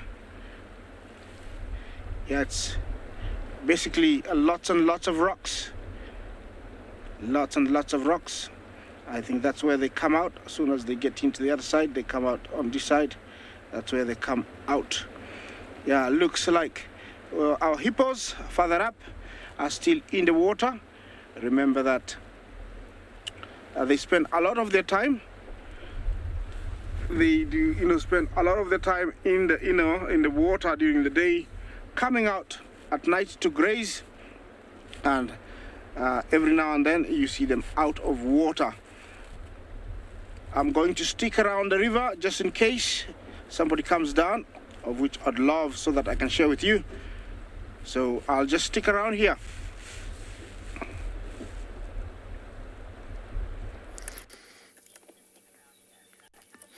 Oh, our new boys are sleepy. I haven't chose the most ideal spot with lots of shade, so I imagine we're just going to keep moving until we get a wonderful drainage spot with lots of shade. Now, when a new coalition of males takes over a pride, generally speaking, they almost always kill the cubs that are young, under a year. And this is because they're not biologically related to them. So as sad as it is to think about from a human perspective, in terms of survival of the species, and more importantly, survival of your own bloodline, it doesn't make sense to look after and spend lots of energy when they're not yours, when the cubs are not yours. So if they're not related to you, the lions do generally tend to kill them. And that ensures that their own genes will be passed on. So female lions, they will really not be receptive to mating when they're nursing. Remember, lions allosuckle as well. And killing the cubs changes all of that. And it does bring them back into estrus. And that's really why male lions do it. Because I've seen many male lions, especially my most favorite male lion in the world, Mr. Kapuli from the Masai Mara. Oh, I love that lion. Very tender behavior towards the cubs that they do believe are theirs. Very, very tender. So they have got a sort of paternal drive within them to look after their own. It's just when it comes to cubs that are not yours, it's just not worth the investment. So going back to Charles Darwin, sort of survival of the fittest and survival of your own species, it's really not about that in the animal kingdom. It's about the survival of your bloodline. And that's why leopards kill other female leopards' cubs. That's why lions kill other lion cubs. That's why zebras, as I mentioned yesterday, kill one another. It's not the survival of your species. It's the survival of your own bloodline. And normally with male coalitions, on average, they have about a 2-year window to pass on their genes when they're in their prime. These boys are not in their prime yet. They're still setting up a territory. When they do sort of come into their prime and when their territory is established, they've normally got about a 2-year window. Because they know there's always a chance of new, younger, fitter males coming in. And that's why it's better to get rid of all the cubs that are not yours and start afresh.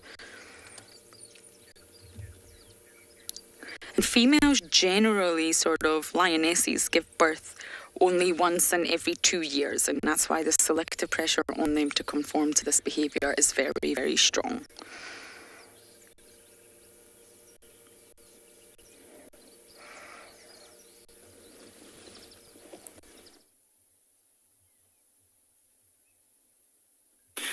So we've left those cheetahs on the boundary and decided to go and have a bit of exploration. And I've come to Leopard Dam, one of our favorite spots, and there's a gorgeous weeping boerbean, which is in full flower.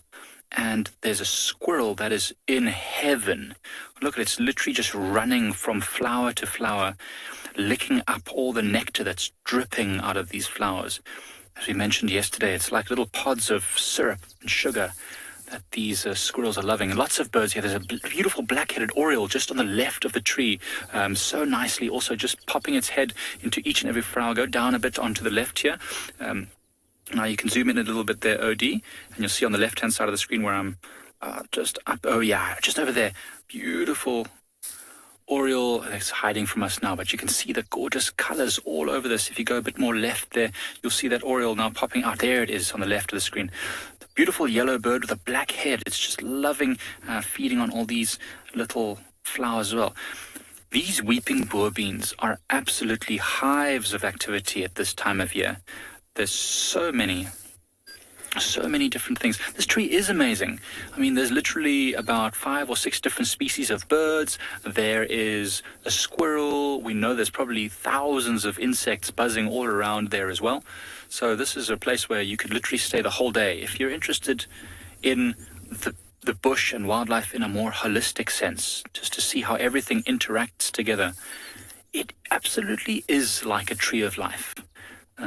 There's another documentary which I watched a while back called The Queen of Trees, which is an absolutely incredible documentary about sycamore figs and how they sustain whole ecosystems. So you can see this tree here on the left side, all the flowers, on the right side, the beautiful green, fresh leaves. And so this one has survived so far the attentions of elephants. And there it looks like a Burchell's starling or maybe a Cape Glossy starling. I can't see. So no, it's a Cape Glossy starling. I can hear them twittering, and they're very nasally kind of noise. Oh, there's a very bright sunbird on the right there. There's a Marico sunbird amongst the green foliage there. You'll have to just zoom in right there where you are. Odie, come down a little bit. There it is, right in the middle of the screen. Up a bit more, just over there. I don't know if you guys saw that. It's still there. It's just hiding a little bit now. But it was a really, really bright green Marico sunbird. So it's got a dark belly and a bright green back. It's just popping there, the lower part where the flowers are. That's a gorgeous bird. Absolutely amazing. So not one we see very often. We hear them quite frequently, but we don't see them very often. Being very, very well camouflaged at the moment. Man, I wonder if I should just do a bird list at this tree. This is going to get me a few birds for my Pride Lands list. Right now I'm sitting on 99 different species of birds that I've seen on Pride Lands since I started with Wild Earth here. And I'm wondering if this Marico sunbird might be my 100th. Oh, the sunbird and the oriole and everything is down the same spot there again where they were. Hopping around, there's the oriole there, you can just see it. Beautiful yellow bird. So these flowers on the right hand side aren't as deep red as the other ones, or bright red, because they haven't quite opened yet. But nonetheless, this oriole is having the best time of its life. This is a time of plenty for many animals and birds. So they're going to be gorging themselves as much as possible, because a lot of the birds especially are going to start nesting and breeding now. And so they need to fatten themselves up, because a lot of them during the breeding or in the nesting period aren't really eating that much, because they spend so much time sitting on their nests and defending their nests from predators and rivals that they don't eat as much. So they need to get some fat stores now whilst they can. If I were a squirrel or an oriole, I'd be doing exactly that. Well, we're not going to go anywhere. We're going to wait at this tree, at this waterhole, and see what else might arrive to enjoy the tree of life. Trees are life. They are the silent companions to the animals of the woodlands in Djuma. Playing a vital role for leopards, the branchy limbs provide a wooded habitat for the spotted cat from other predators.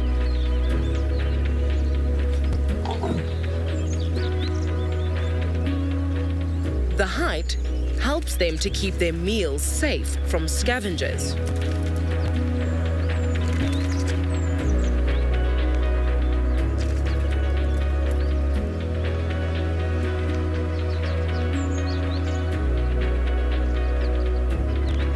Leafy branches also protect arboreal animals, like chameleons, who spend the majority of their lives in trees. Known for their expert camouflage abilities, these curious creatures are specialist tree climbers. This is because of their unusual two-toed hands and feet, helping them grip the branches.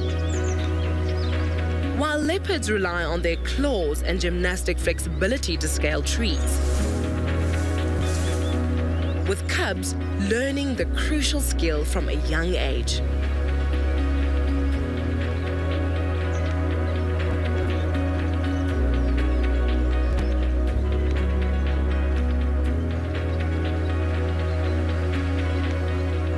The trees of the woodlands are climbing posts, pantries, and safe havens for leopards and chameleons alike.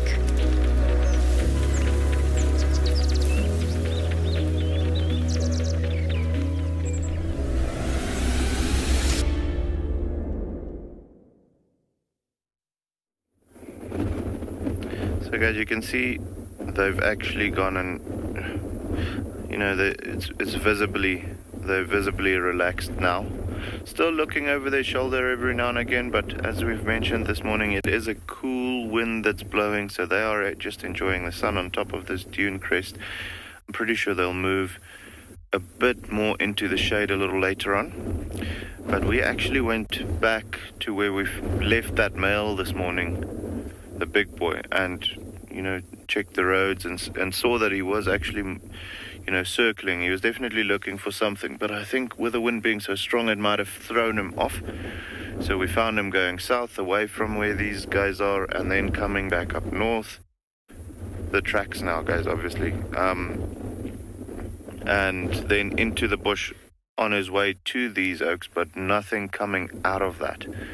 So I think he might have given up or changed his mind. And that is obviously good news for these little oaks. They can have a bit of a more of a relaxed Sunday. But as you can see, constantly just looking back, not worried as much anymore, but just keeping an eye out for if he maybe comes over the dune. That one looks like he's just looking at his brother. He's all warmed up now and looking for some shade. There we go. So guys, what our plan is actually now, with the possibility of some drama being, the percentage of that being a little lower, we were actually thinking about going to see if we can possibly locate on those other lions that was vocalizing this morning. So if we find them, we're going to show them to you as well, okay?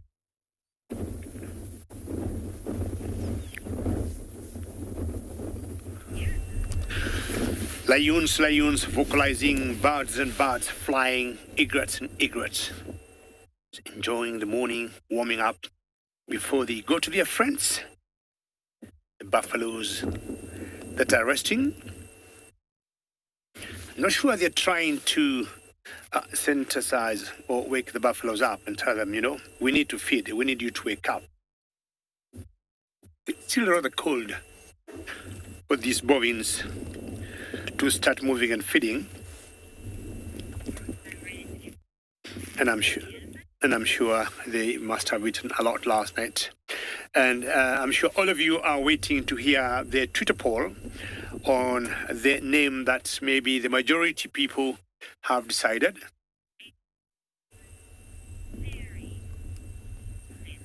Are you all ready to know the percentage and the Twitter poll? And from what I've received from the director and the fund control, she has told me 68%, repeat, 68% have voted for Jasiri. Jasiri meaning courageous, the courage in that baby to survive. And of course, I would guess 32% have voted for Imani. And to all of you, Imani, Jasiris, very well done. And officially now, is that officially? Yes. We got a name for that baby elephant, Jasiri. And I would support all of you because she needs to survive. And I think Jasiri is a beautiful name. So we'll keep updating you on Jasiri because every other day or every other time we are in touch with the vet doctors here in the Masai Mara. And even if we don't see her, they are updating us on how she is doing. And we'll keep doing the same to all of you.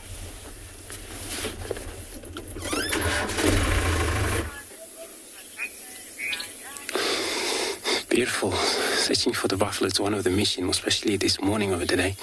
And here we come across on our walk African barred owlet. African barred owlet sitting right there. We actually track its call. And then of course you can see that it's not worried too much about us. It's probably was still doing its territorial call. And early morning like this, you can still hear a lot of owls, most especially pale-spotted owl. And these species of owl also making a lot of noise, except for the rest of the bigger owl as well. So, very small owl. It's only slightly bigger than a pale-spotted owl. This one's about 21 centimeter length. And wingspan is about 40.5 centimeter weight, 130 grams, so it's not that big. But of course, for them on search for food, it's one of the serious major. They mainly pair together. It means probably this is one of the reason we're still calling out. In fact, stop since we get here. It's because of it's got a side on us. But if it ever make that noise, you could actually enjoy it because it's far different to most owl. It goes different sound when it does that. So we will leave it alone, carry on with our walk, see what else we see.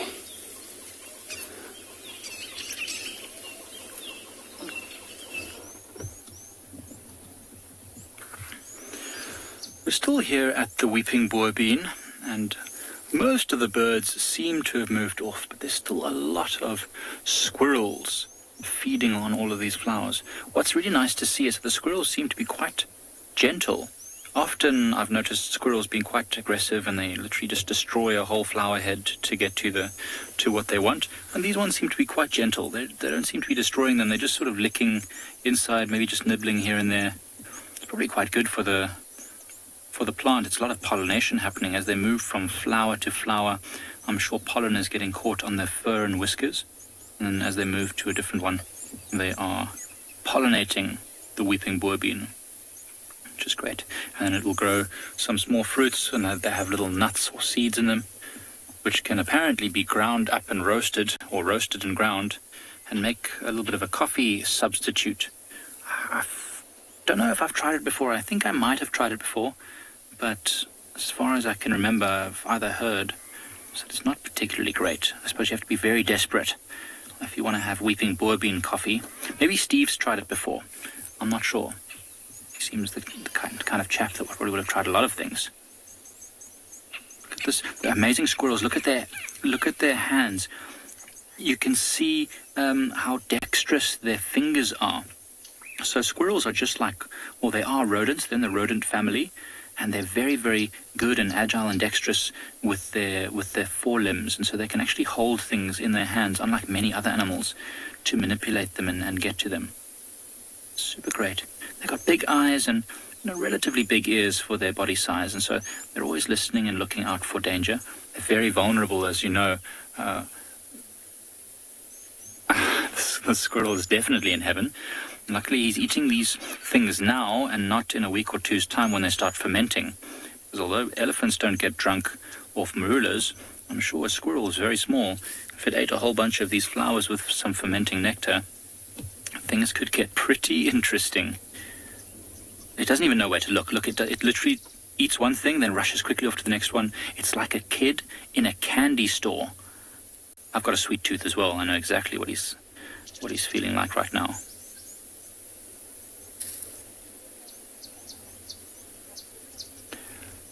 Anna-Marie, the wind is blowing towards us right now, and I feel like I do get a little bit of a nice fragrance, although I would have to actually go and pick one of these little blooms that has dropped into the ground to smell it up close. I would like to actually even try and eat one to know what it tastes like, because, I mean, it's full of nectar. I mean, there drips nectar all over the floor underneath the tree. If I go and sit underneath that tree for an hour, I might find myself having a bit of sticky skin. I'm sure they do smell quite nice, otherwise it wouldn't attract so many insects, although it might be quite a subtle smell. Is the wind blowing towards us right now, Odie? I think it is blowing quite towards us, and I feel like I can get a good fragrance. However, there are also lots of knob thorns that are flowering all around this area, and they definitely do have a nice fragrance. So I guess I'll find out in a moment. I'll go over there and grab a flower to see if I can smell it and taste it. Lots of birds around now as well. Beverly, this is a native South African tree. They are commonly found in the Lowveld, but they've also been used all over South Africa in gardens because of the fact that they bring lots of insects and birds to the gardens. So it's a very common tree. It does need warm weather. I don't think they are found in very cold environments. And interestingly, I do know, because I'm quite interested in them, although I've never grown one myself, I know they make excellent bonsai trees.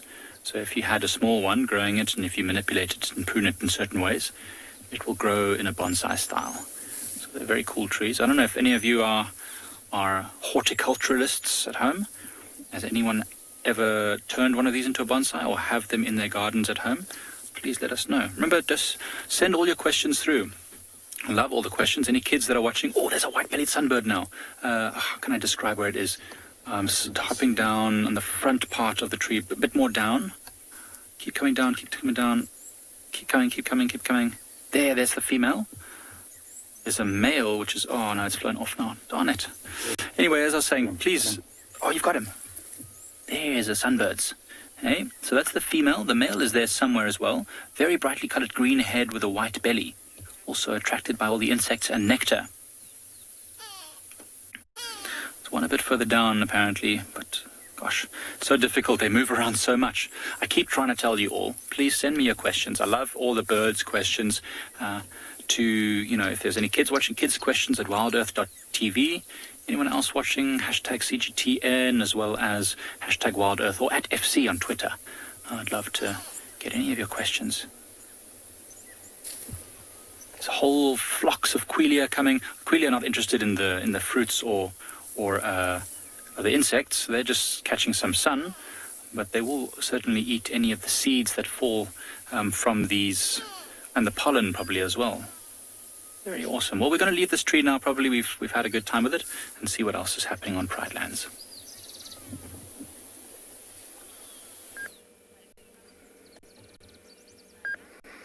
Now, many of you are trying to help me collect information on these lions, and the most recent update is that they were actually chased away from the Mangaleti about 5 weeks ago, and that's why they've been roaming Buffelshoek and all the sort of northern areas, and they were chased away by the Orphan males. So they're at that stage, they are seeking territory. They're going to keep going until they find a vacuum or a vacant space, or until they find a coalition that they really can challenge. So thank you to all who's helping me piece them together. I've never seen these lions before. They're new for everyone, for Rickson, for Aubrey, for Mike. And it's just so fascinating to think that the dynamics are about to shift. And really, dynamics will always shift. Even with leopards, things are constantly moving. We just don't see it.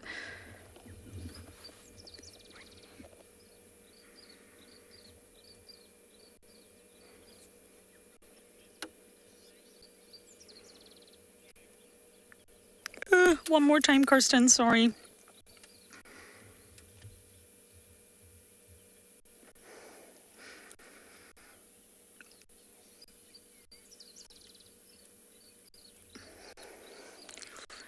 you, Gail. I'm not getting this question.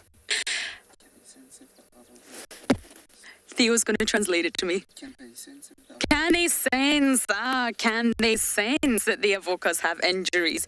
I'm not entirely sure what you mean by that. I'm not sure how they would sense an injury. So the avokas are limping. They've got different injuries. Some are more severe than others, which is entirely normal for a dominant coalition in their prime. But I'm not sure how these... Oh, they look skinny. These boys need a good meal. There's lots of zebra around the corner, boys. And yes, all they will sort of be checking for at this stage is scent. Chemical communication. So they'll be going into an area using their nose and their ears. They'll be listening for roars as well, but mainly their nose. Is there any fresh territorial marking? Has any male lion left their scent that tells them, this is my area? I'm the dominant male here, or we are the dominant males here. So they'll be using chemical communication at this stage to see exactly who's round. And I really don't believe that would send any messages about limps or injuries. If that's what your question was, I hope so. If not, feel free to ask again. All they will be searching for is this area available for the taking? Is there any coalition here that they have to be wary of?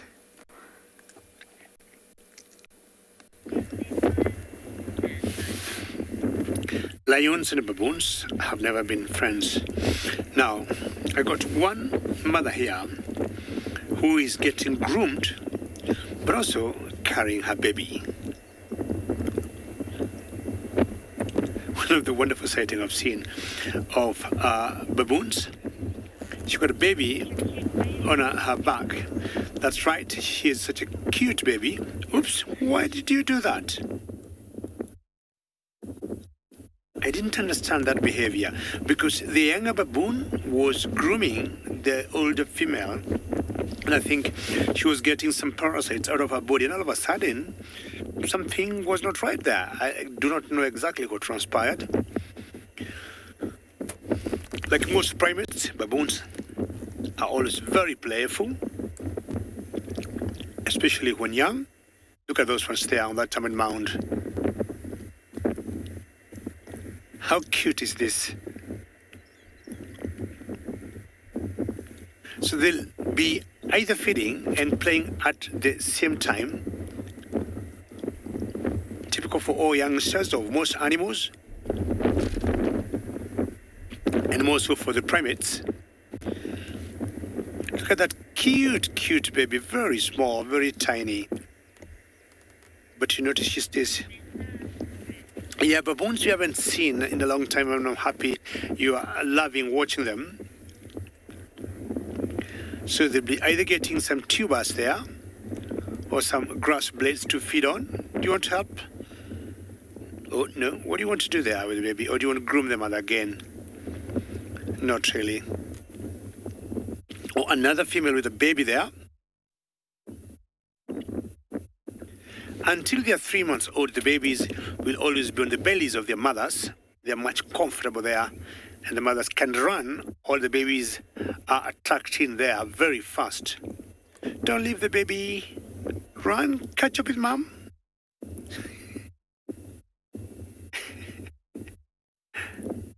Okay, grooming might continue here. Now this female is grooming the younger one that they had disagreed with. And maybe the baby is learning what to feed on when she grows old one day. But I think at this particular age, she is still suckling.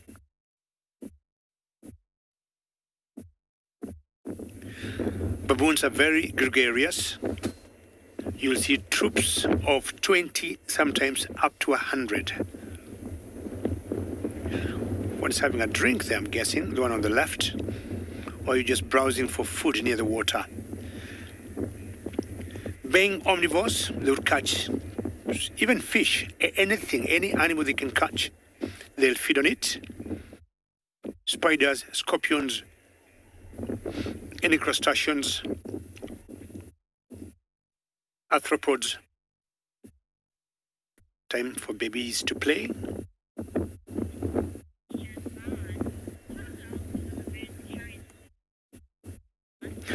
born, from 0 to 3 months, the baboons will carry their babies under their bellies.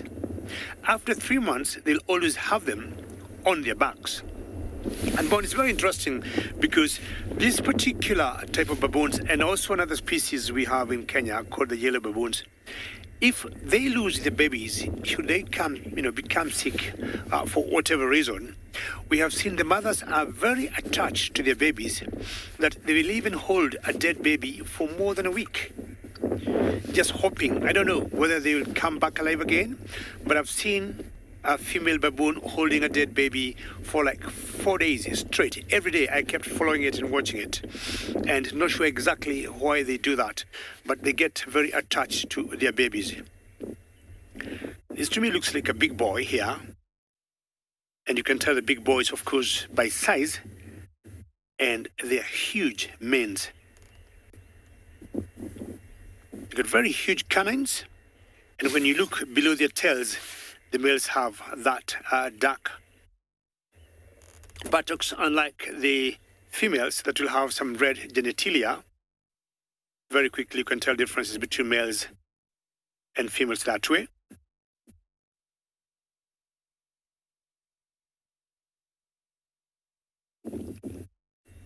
Very good. Keep feeding, and I'll be moving on.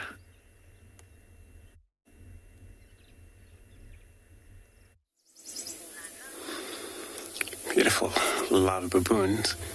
And what we now find here, it's a lizard or skink, striped skink, right in a dry wood. Anyway, that wood that it's at right now, it's one of the stronger long-living tree out here, which is a leadwood, Combretum mbebe, which is, as you can see, a strong tree. But, most of the cold-blooded, reptile, and they prefer to sign up before they can move on. And that is the thing they do first things in the morning.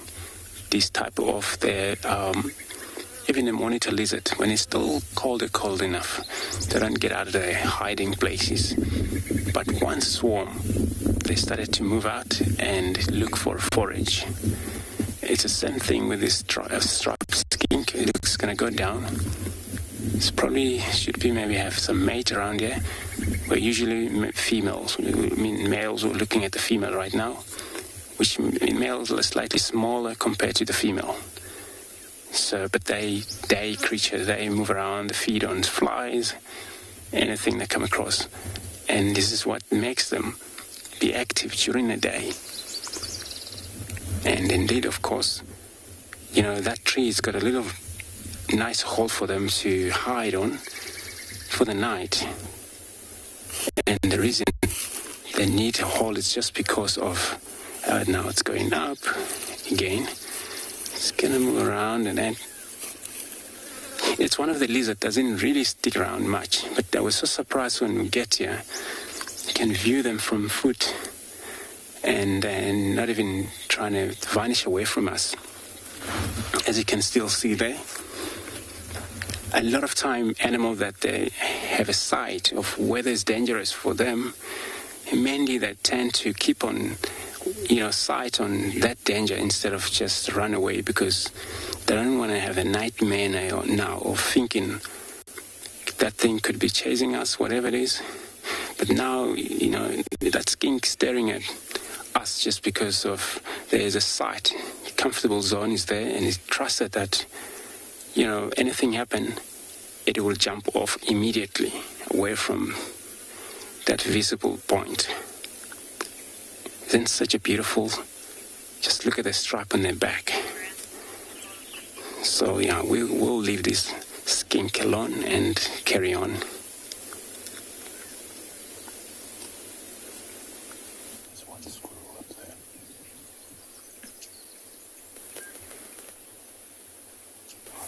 The white-bellied. Oh. Sorry, are they speaking to us? No, God. Oh, sorry everyone. So we are looking at this picture of, very close up, of these weeping boar bean flowers, because we were asked earlier, do they smell nice? Do they taste nice? This smells very nice. It smells a bit like watermelon, surprisingly enough. And I tasted one a moment ago. I just sort of like opened one up and Throw with you, Mark. oh. Sorry, we're having some sound issues. So we tasted one a little bit earlier, and it tastes a little bit like a nectarine, like a very like dull flavored nectarine. It's got a lot of nectar in it. So often things like plant saps and flower saps are not as sweet and sugary as we know, because our taste buds are not very strong. So we need to add lots of sugar to stuff to make it taste sweet. But animals are very adapted to these things. So there's a lot of energy inside here. You can actually see it's a little bit moist and wet all around in here. And that's all the nectar that you can see inside these flowers. I can't really open them up, but you can see there's a lot of sand and stuff sticking to these. I picked this up off the ground. And so you can see the sand is stuck to it because of all the nectar that's everywhere. And you can look inside there how it's glistening. That's all the nectar. So this must have been pulled off by an elephant or maybe a giraffe as it was feeding on this tree. And now I just picked it up briefly just to show you all. But it's amazing, actually, up close, how red that is. I've never been so close to the weeping boar bean flowers before, but I think it's really amazing. Don't often get to see it like this. And it's a very short season. I mean, maybe in a few weeks' time there won't be any flowers left at all. So it's really, really cool to get them up nice and close. Well, yeah, I'm probably going to leave this tree now and see what else is there now that we've tasted the ambrosia.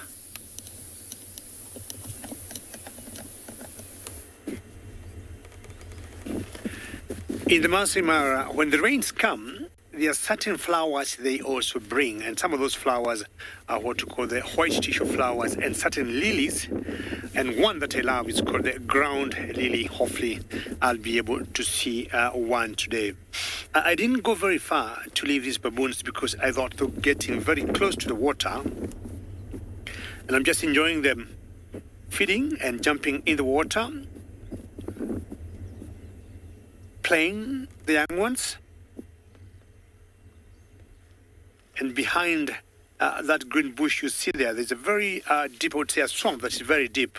And not once I've seen, not sure it's this same troop of baboons here, them getting in that swamp and swimming inside the water. And there's nothing as lovely as seeing baboons swimming in the water with their faces down. But here they know there's a lot to feed on. And truly, quite a leap. When, they're very agile baboons, especially when you see them jumping. And you'll see them move or jump from one tree to the other, sometimes up to 10 feet. What's that baby howling in the mouth? Oh, it wasn't in the mouth. Oh, yeah. She got something in the mouth. I'm not sure it's a piece of stick. Excuse me. It's a little fight going on with some baboons there. I'm sure you can hear them. And I got a feeling sometimes the females will discipline the young ones. And of course, to me, that's a cry for a young one. But I've seen baboons, most of the discipline is instilled by the males and not the females. Oops, want to jump into water, look at that. Baboons are very good swimmers. Look at that young one. She just dived in the water, she's come out. And now this one, that's the tail of the mother. Make sure the baby's using that as a footrest on the back, not to lose the balance.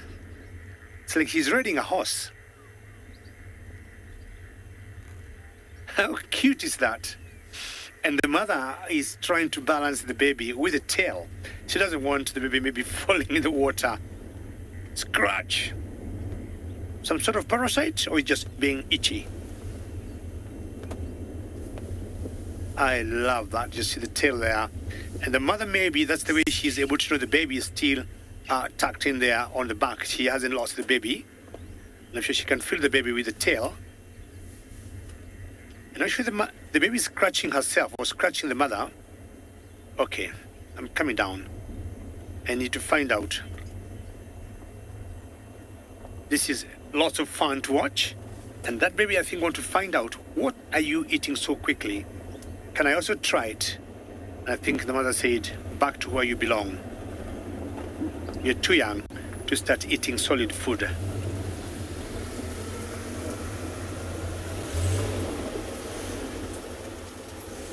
Remember, we're coming to you live, and should you have any questions or comments, please send them through.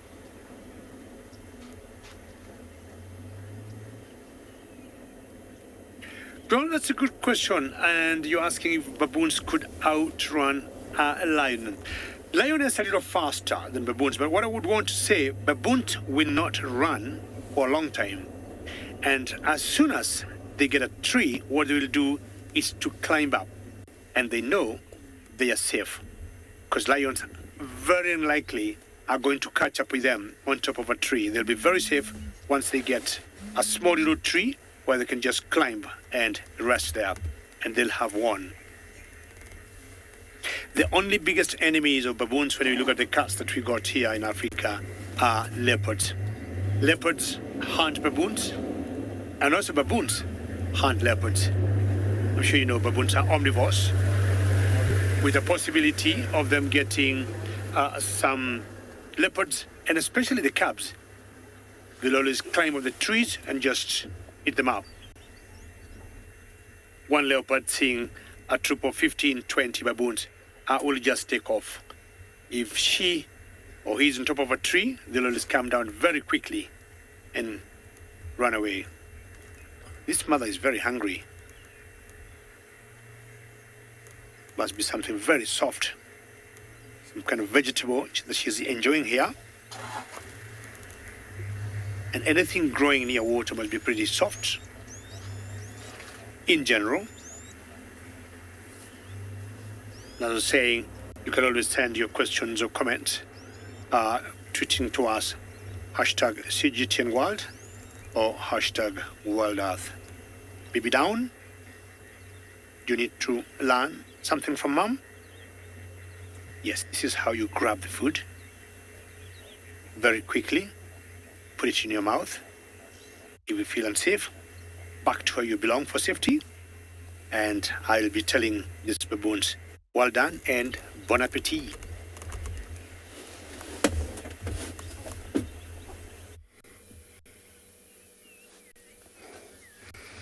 So our boys are firmly flat cats. So we're just going to spend a few more minutes with them, and then we'll go for a bumble, see what else is around, see what else we can find. But we just thought we'd give you some last views of them. They're not so well tucked into the shade here, to be perfectly honest. And I wonder, will we see them again? They're most likely going to be around this afternoon, but how long are they going to hang around for? Are they going to go west across into Arathusa way? Are they going to go east and try out Torchwood? Are they going to go south? Who knows? They've came from the north. They've came from Bufosuk. So I don't imagine them retreating back up to the north immediately. But they've got to figure it out. They've got to figure it out through chemical communication, as we mentioned earlier. Who's the enemies? Who's their rivals? Who's their neighbours? And 4 is a decent coalition size. This sort of coalitions can be anywhere between 3 to 9, but you normally find the bigger coalitions are the ones that are related. Although you can reproduce by proxy, the sort of higher number of males in a coalition, the more competition there will be for food, ladies, and therefore when you find a big coalition, let's just say 7 or 8, it's normally related brothers, cousins, because it benefits them more because you can reproduce by proxy. Even if your brother is the father of all the offspring in a pride that you mated with, but your sperm was not successful, but your brother's was, then that's still your bloodline. It's still partly your genes, still genetically related, still has a benefit for you rather than if it was a complete stranger, because lion coalitions can be made up of strangers who come together and they're like, right boys, let's do this. Let's form a coalition and take on a territory. So normally the smaller coalitions, around 3 and 4, tend to be unrelated males. But this is just a sort of rule of thumb. Of course, out here in the wild, there's always examples that go against the rule of thumb.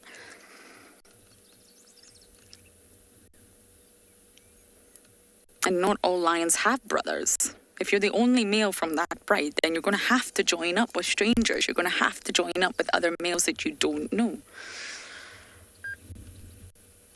And it's wonderful watching coalitions come together, how organically it happens.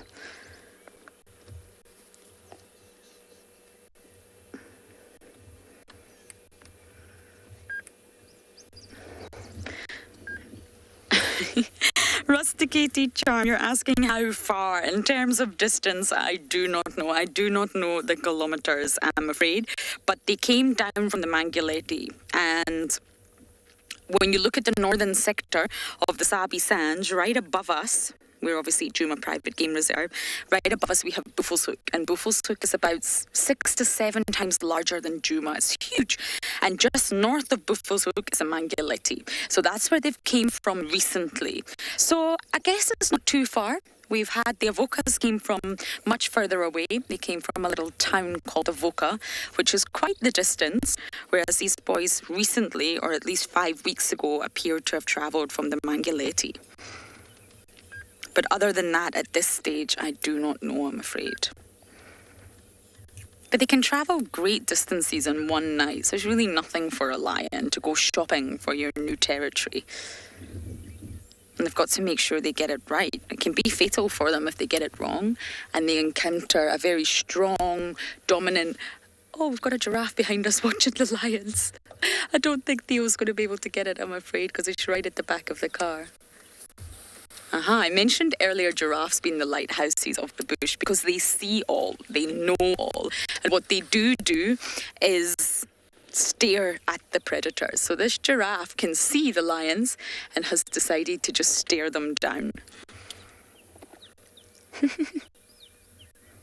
And other herbivores around the giraffe will pick up on that and know that there's some sort of threat nearby. Fascinating. So we'll try and keep you up to date with these boys as much as we can. I'm just intrigued to see where they're going to wander. Okay, we are going to say goodbye to them for now and see what else we can find on DUMI.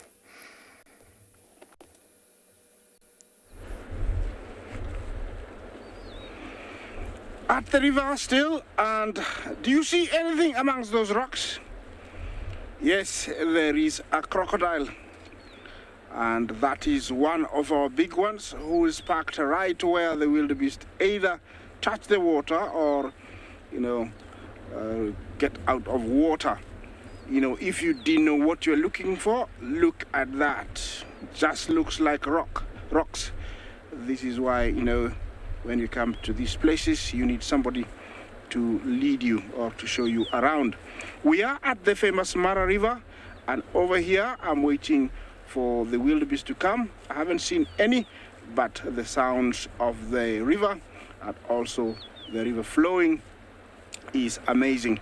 There is that feeling of water flowing. I know most of you have experienced that. It's really, really wonderful. It's a nice sound.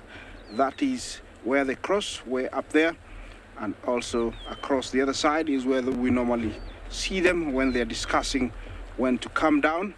That dry patch there is exactly where either they touch the water or they leave the water. And it's always got a crocodile, one or two. You can see where one has been sitting on that, the ground that has been worn out there, over there. And yes, we have one there. These guys are the Nile crocodiles, the inhabitants of this great river. There are so many, and they come in different sizes. That is as large as they come, almost 20 feet and weighing over 500 kilos. These guys have adapted to waiting for over 1 year to get a meal.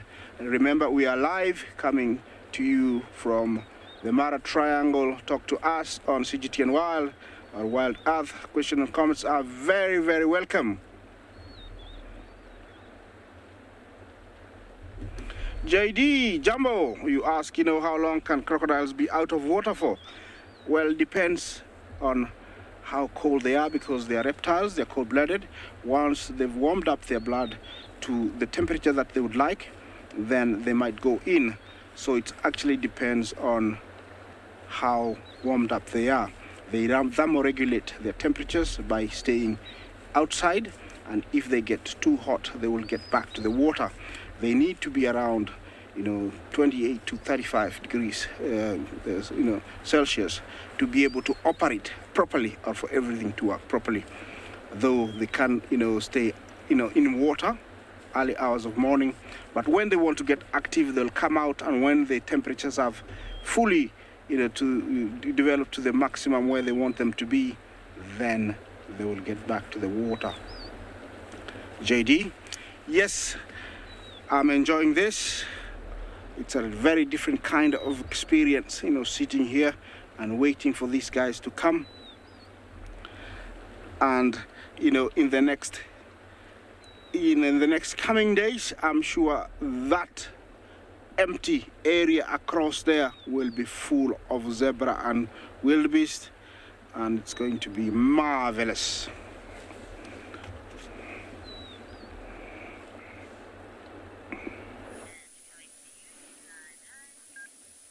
Welcome back to Ngala, where we've got a little bachelor herd of buffalo in the water.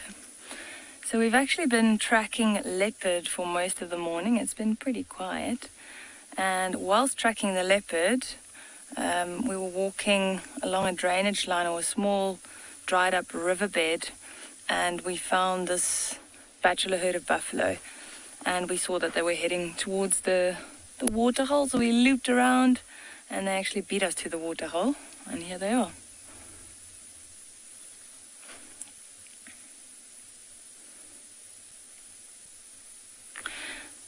So how we can tell that it's a bachelor herd, so that all of them are males, is, the easiest way is just to look between the legs. You can see the crown jewels there. But if you have a look at the head, if you have a look at the one in the middle there, you'll notice that the horn is quite big. So right in the middle, it's quite, we call that the boss. So the females don't have that thick part in the middle. So they actually have, it's quite flat, and they have a layer of skin covering that, and it's also usually quite hairy.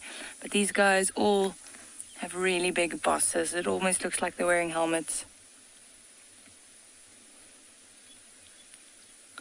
I was hoping that they were going to roll around in the mud a little bit. It seems like they just came down for a quick drink. Notice all the little oxpeckers riding their backs.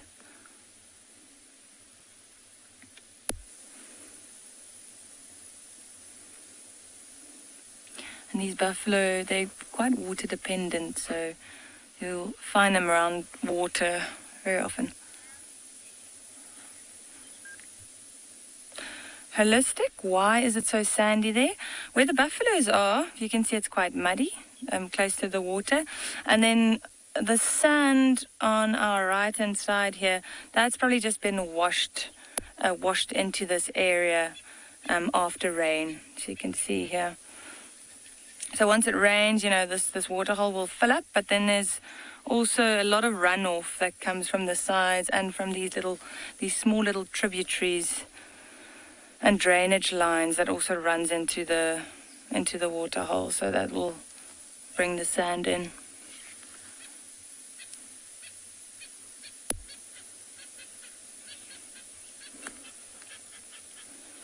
You can see them shaking their heads every now and again, just trying to chase those oxpeckers away.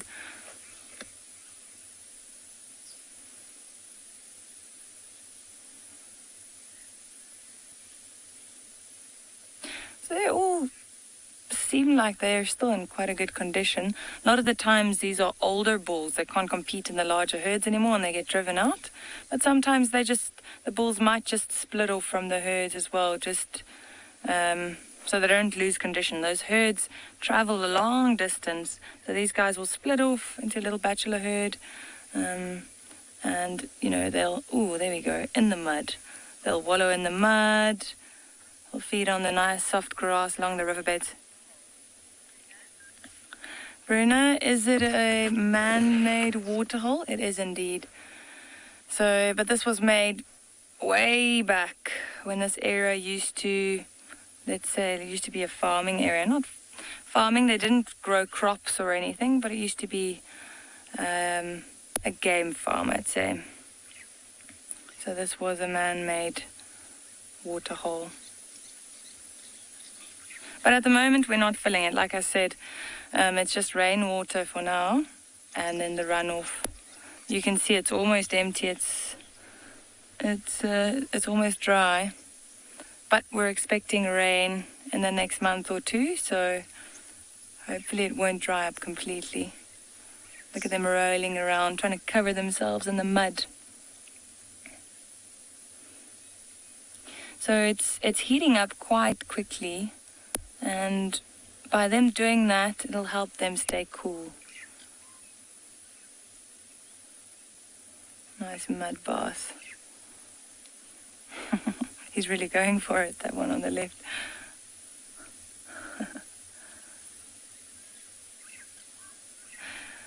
So it's not only to keep themselves cool, but we saw the oxpeckers on their backs. You can still see it on the other one standing there. But this also helps suffocate the parasites that sit on them. So usually after they've rolled around in the mud like this, they'll go to a nice tree or a stump next to the water, and then they'll rub against it. And that helps dislodge those parasites as well.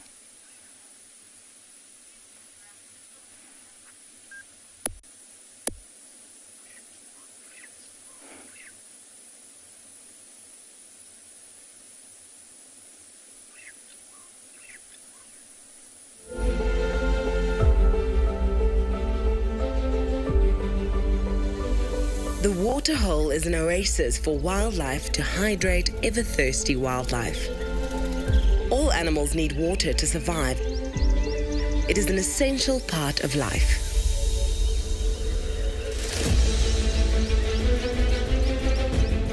The waterhole is a place where stories unfold, some treacherous and quite frightening. During the rainy season, water resources are more readily available. Herbivores are able to avoid the high-risk area of a watering hole by drinking from streams and absorbing sustenance from the lush plant life.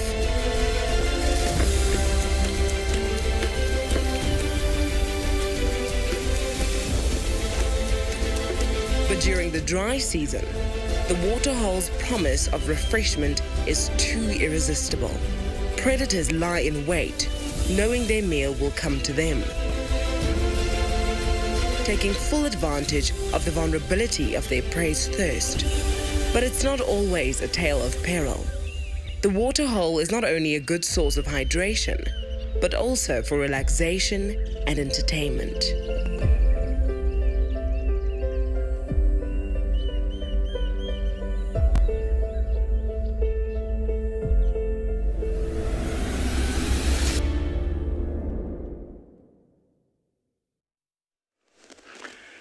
Thank you very much.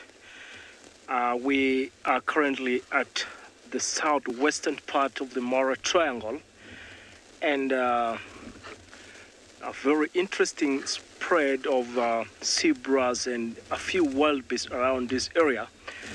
Quite more zebras than the wildebeest. I mean, I would basically say like a few hundred zebras are spread around this area, and seems like they're quite determined and they're still heading toward the northern part of the triangle. And quite ordinarily, zebras tends to lead the migration movement. Like they'll always be traveling ahead of the wildebeest.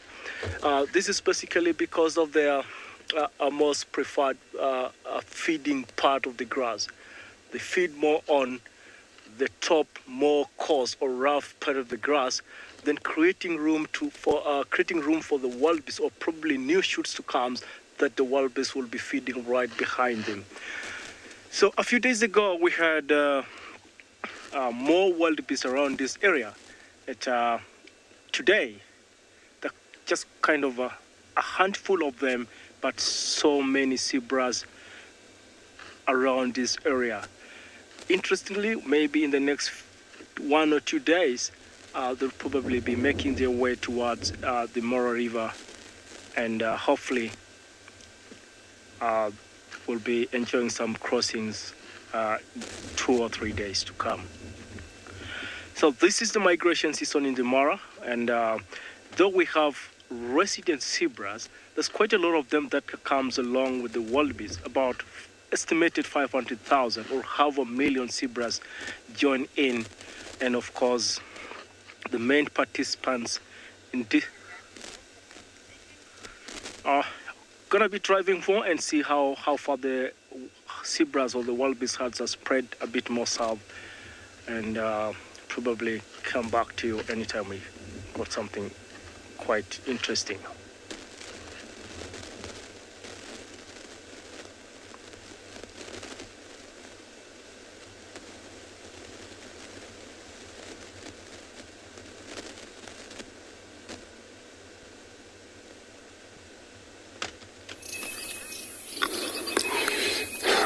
Well, beautiful, also gorgeous animal, especially when they head down in a river. Signs of probably, if they say crossing or drinking, gotta be careful with the croc down there. Here, what we got to come across in our walk this morning is this bunch of a whole nest of a spider that you can see right here. And this is called community spider nest. And I get close and look enough of this spider. I don't see any of one active right outside of this nest. It means that they're all inside. But they're so clever spider that they live in group and they work together. This is how they build such a big nest like this. And it's more, they come out more when it's humid. You see them come out, or if anything, because they set up very sensitive nest right up. So flies caught up, anything caught up, they'll probably herd inside, and this is where they'll come out. And when they do that, they do it immediately. In case whatever it is, they may escape from the scene.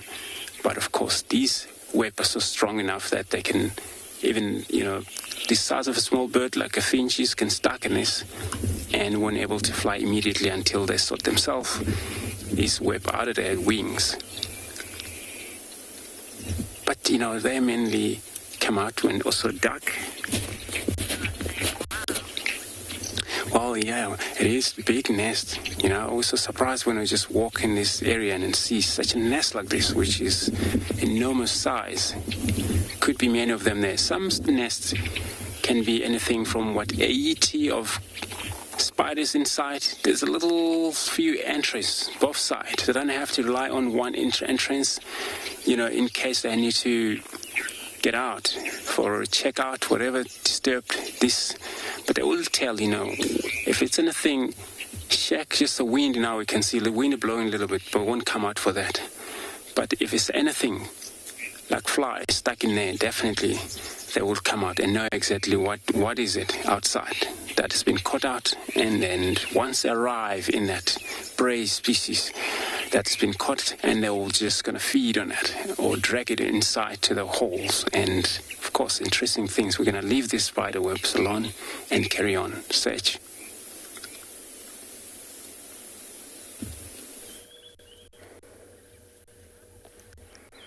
We came across some adorable scene. Look at that little one jumping on the big one. Wake up, wake up.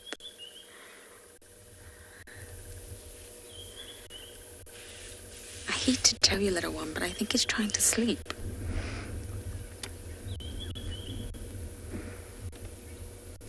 The two adults are standing guard.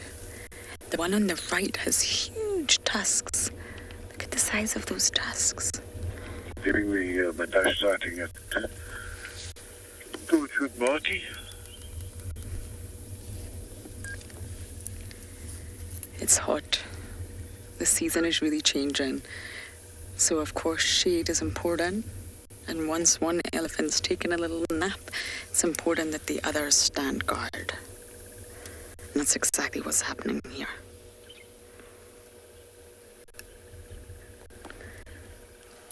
But the little one doesn't want to accept it.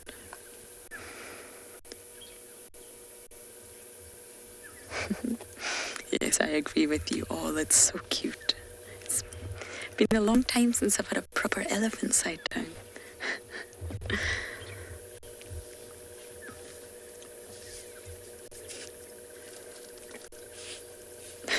Imagine trying to sleep and this youngster clambering all over you.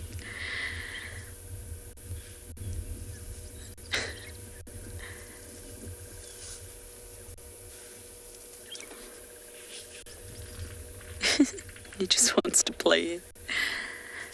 I can't see the age of the elephant on the ground, I'm afraid. I can't see if it's one of the young ones. It's obviously bigger than this youngster, but it still could be a young elephant, but unfortunately I can't see. Excuse me, I just sneezed.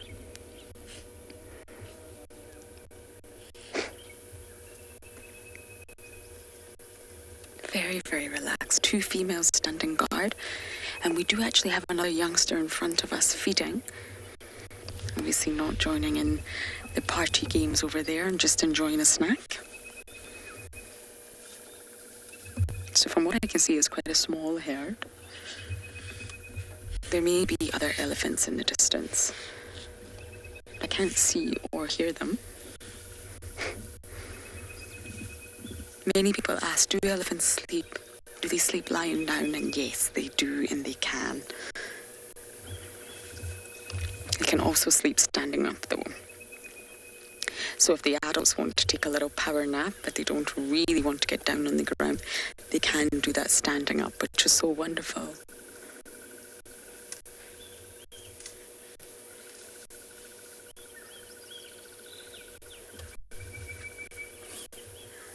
Okay, we're going to sit here nice and quietly and watch these elephants snooze.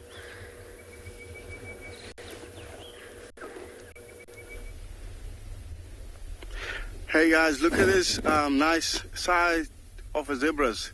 Quite a beautiful herd. They're just coming down to drink. As you can see, they're all grouping together like this. This is a like a watering hole here. They're coming down to drink. So some other zebras already gone. So like more family, they still hanging around.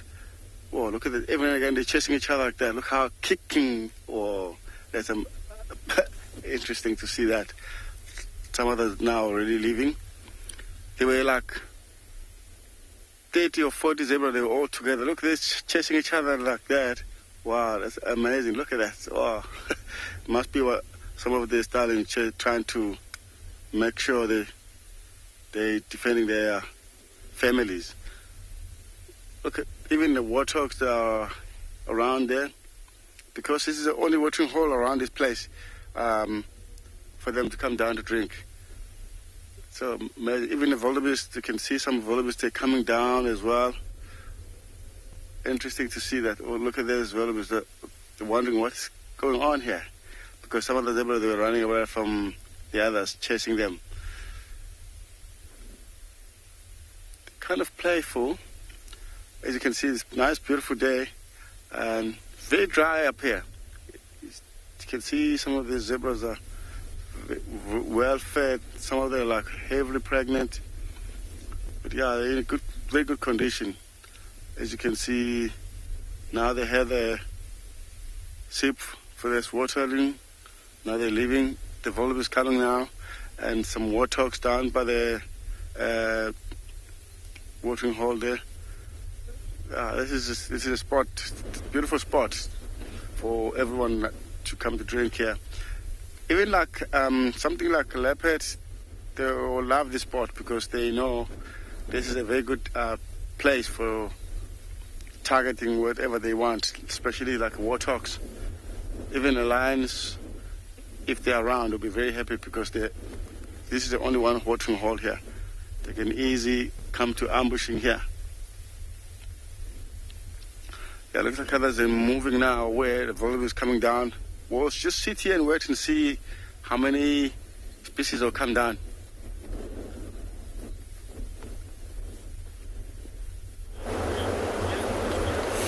Yeah, anytime you are near a waterhole, chances are you'll see a lot of animals coming for a drink. I do not know when these lizards drink and where they drink, but I would guess they drink on top of the rocks. For example, or when we get some rains and water collects on the rocks, and this is a rock agama, and you can see how the name blends with where she is, and I'm saying a she because females are always this color, always see them on top of rocks. They'll always have their heads up for safety. And I'm happy to hear you saying she's cute. I mean, more often than not, we have always seen males because you cannot miss the males. The males are always, brightly colored in general, unlike the females. But as you say, she is equally cute. You can see her claws if you look at her carefully, which got some like rubber to suck as they move, because there are times you can see them climb rocks vertically and very comfortably, sometimes upside down. But again, as I said, the head has to remain up, and she may remain there for a very long time. Hyla, good question, and you're asking whether they do ever change color. The females in general do not, but the males will always change the color from blue, red, that's the general color. But during courtship, when they are mating, or when she is, I would say, the male is just about to start doing a bit of courtship to the female, they change to bright red, orange heads, and the body is bright iridescent blue. But the females remain in that, I would say, grayish, dull color. Males will change the color, but only during the breeding plumage. Some of their concerns are monitor lizards. Some birds have been known to catch them, but to prey. So she must be very alert. Snakes always will sneak on them too. But you'll find them feeding on insects. And it's surprising that I've just seen the female and not the male. First time in a long time I've seen a female, because males in general, you're not going to miss them.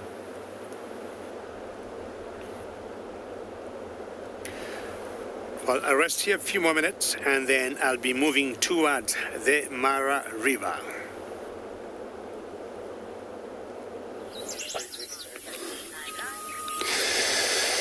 Beautiful. So the way distance is what we discover here. It's like an older kill, which we think was left by the leopard. I think it was a Talamba, I remember.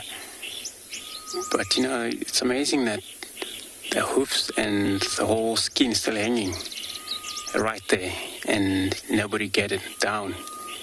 Not even eagle trying to get in there. So it's because maybe it's in a very hiding place, or it was really nothing for the eagle to feed on.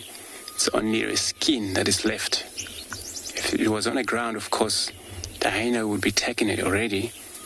And we've seen a lot of tracks of hyena. We didn't know what's happening here, but I think this was them trying to investigate here.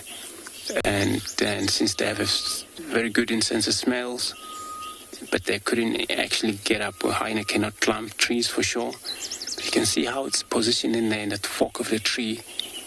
A leopard are very clever enough. This is what, makes them do that, because they don't want their kill get stolen from them by, hyena.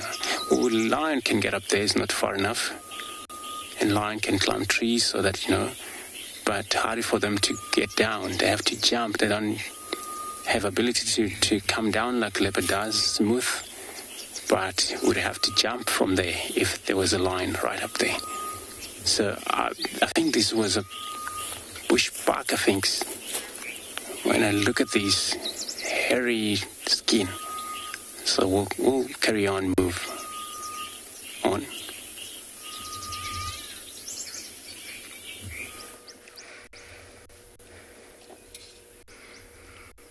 Our elephant sighting is still so wonderful. The youngster was suckling, so the sort of adult that is under is definitely mama. And for a female, those tusks are really, really long. It's gorgeous how long they are. And you see the left one is shorter than the right one, marginally. So that means that her left side is a more dominant side, and that is the master tusk. Now we're just staying very nice and quiet. This is a really precious moment, and we're getting to view it. One is sleeping, one was suckling, and the other two are just relaxing.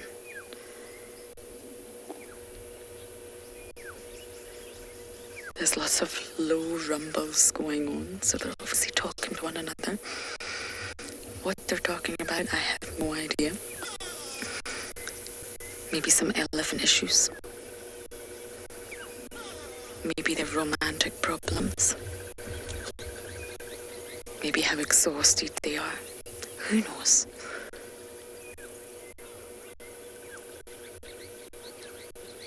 This is adorable. I agree with you all. It's really adorable.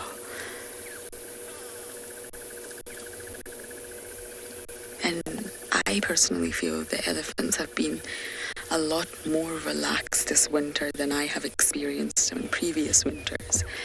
And I really do feel it's because winter was not that harsh. There's still plentiful food around. So the sort of stress levels are not as high as they could be if there wasn't enough food. If there's not enough food, it creates stress because there's other herds moving. They're maybe not meeting their nutritional requirements. And water, of course, if water is restricted to a small watering pan, that will also cause a lot of tension, especially when they have to share that pan with predators.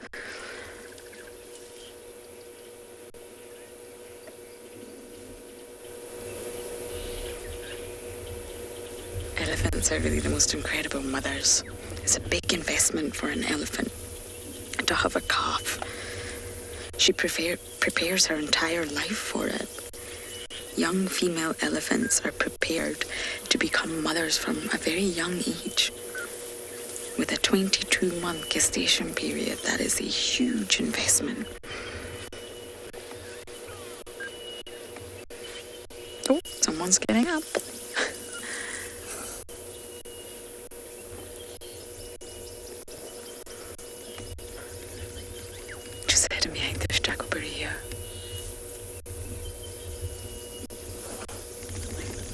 Not quite an adult. I would say it's a teenager that we've got this just stood up. So we're still going to try and stay here just a little bit longer.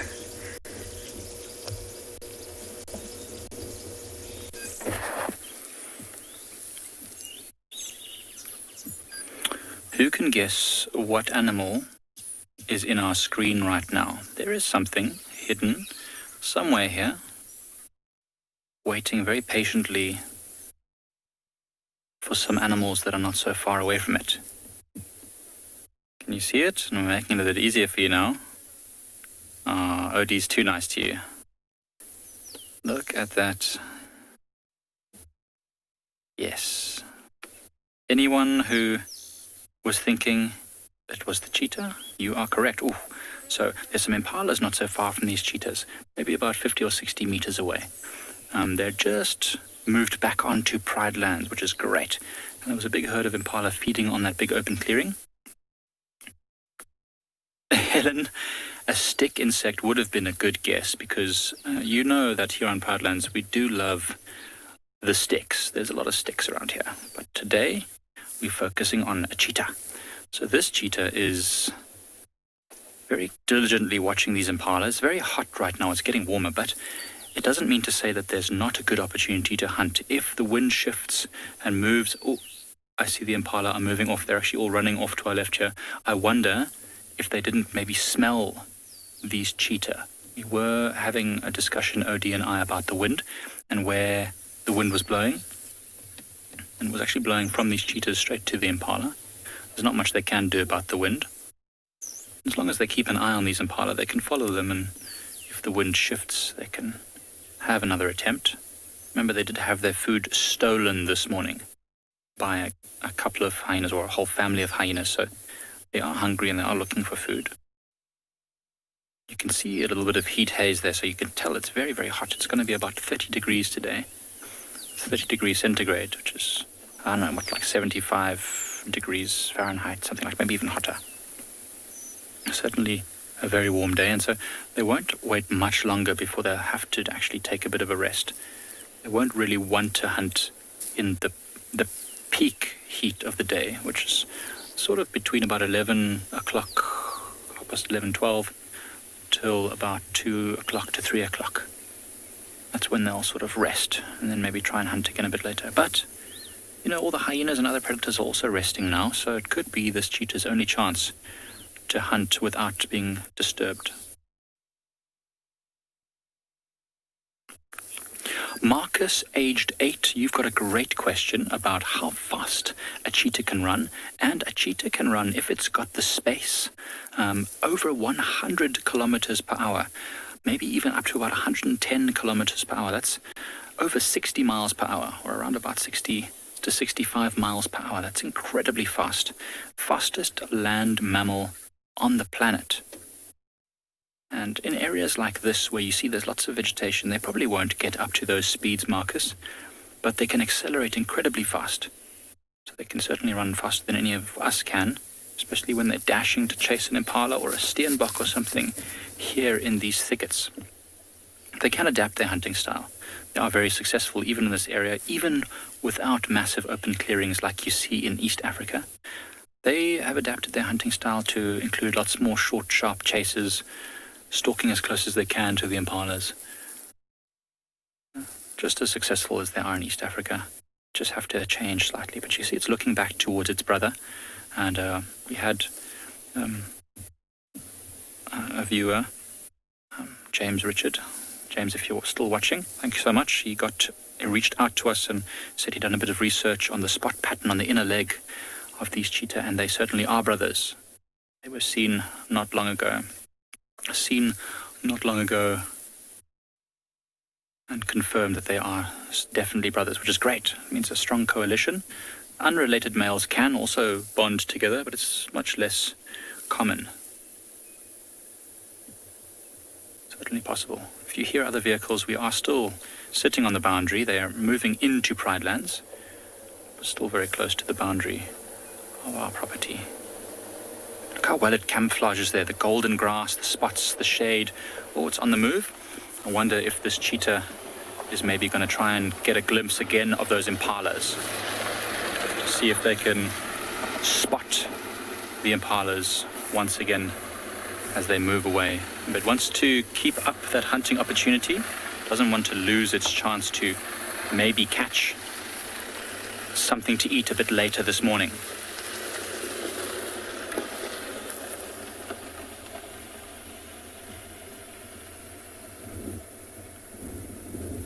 The wind's picking up again. The wind is swirling quite a bit. There's a bit of unstable air around here, the low veld at the moment. There's a few clouds also building, which is good for us. But it means that opportunities are always changing for this cheetah. Oh, now it's on the move. Look at that sleek. Look at the muscles on its waist, a very slim waist. All the muscles bunched up around its spine so that it can extend its body and flex its spine to get the maximum stride length in order to pick up speed as quick as possible. They've foregone all the muscles on their forelimbs, the big jaws and powerful neck muscles, all so that they have as sleek and as light a body as possible. Only muscles where they need it. The other male cheetah hasn't even stood up at all. I still can't even see it. It's just lying down in the grass. It seems to be saying, I'm not interested. I'll rather wait till later. And this male here is much more proactive. He really seems like he's hungry. Wants to, at the very least, keep an eye on those impala. Looks like he might rest down in the shade here. There's a bit of an open patch. He's going to go behind some bushes, of course. Classic. Yeah, his brother's coming to join him. You'll just see him off to the right there. So there comes the other cheetah, just slowly moving. There's a lot more shade where they're going, and it's a bit open. It's a good chance to keep an eye on the impalas.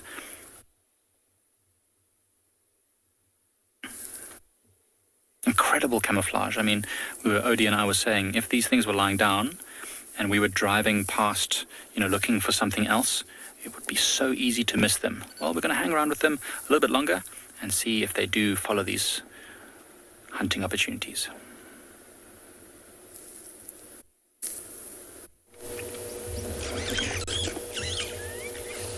We're still with the elephant, just enjoy it in this moment.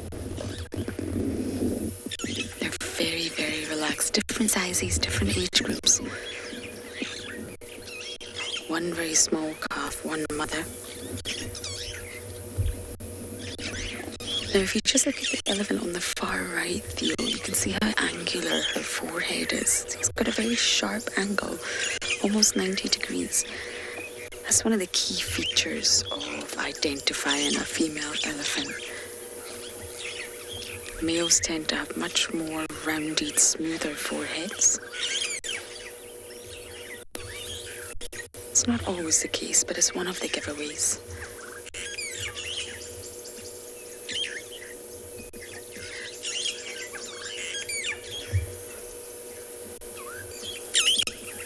See what's happening. They're putting all their bums together. It's very, very common for elephants to do that in a circle when they're protecting young on the ground. When an adult is sleeping, it's slightly different. But you see the young calf on the ground sleeping, they're all protecting it.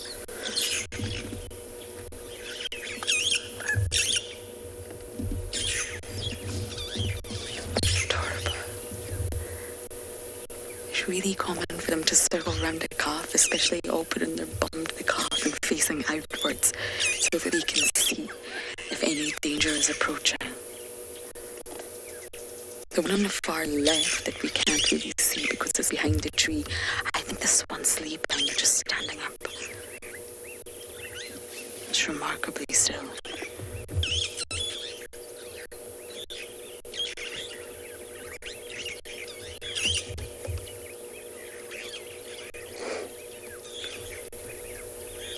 I think Mama's gonna have a little nap too. So I think we probably will leave these elephants now because the youngster is sleeping and see what else we can find.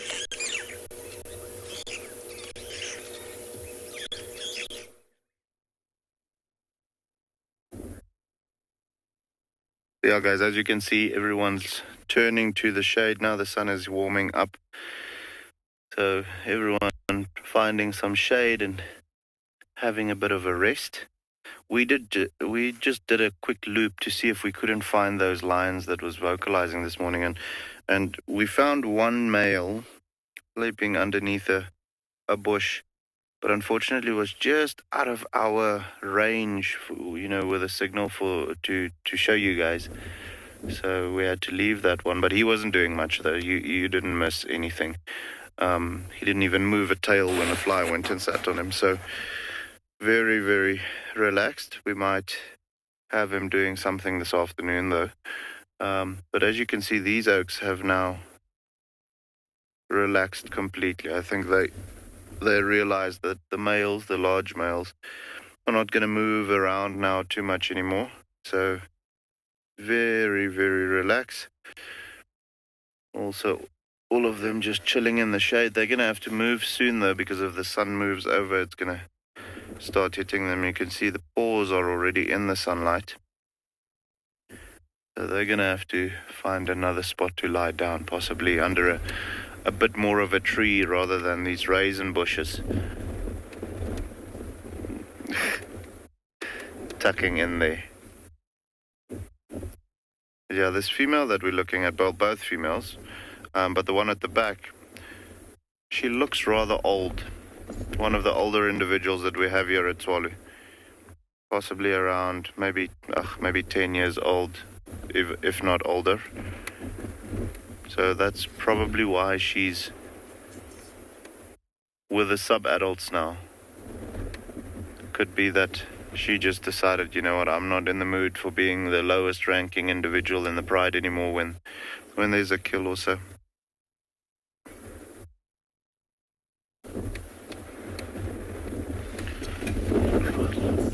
So Randy just had a question, why do lions eat grass sometimes? And Randy, the reason for that is just to, sometimes they want to settle their stomach a bit or induce vomiting.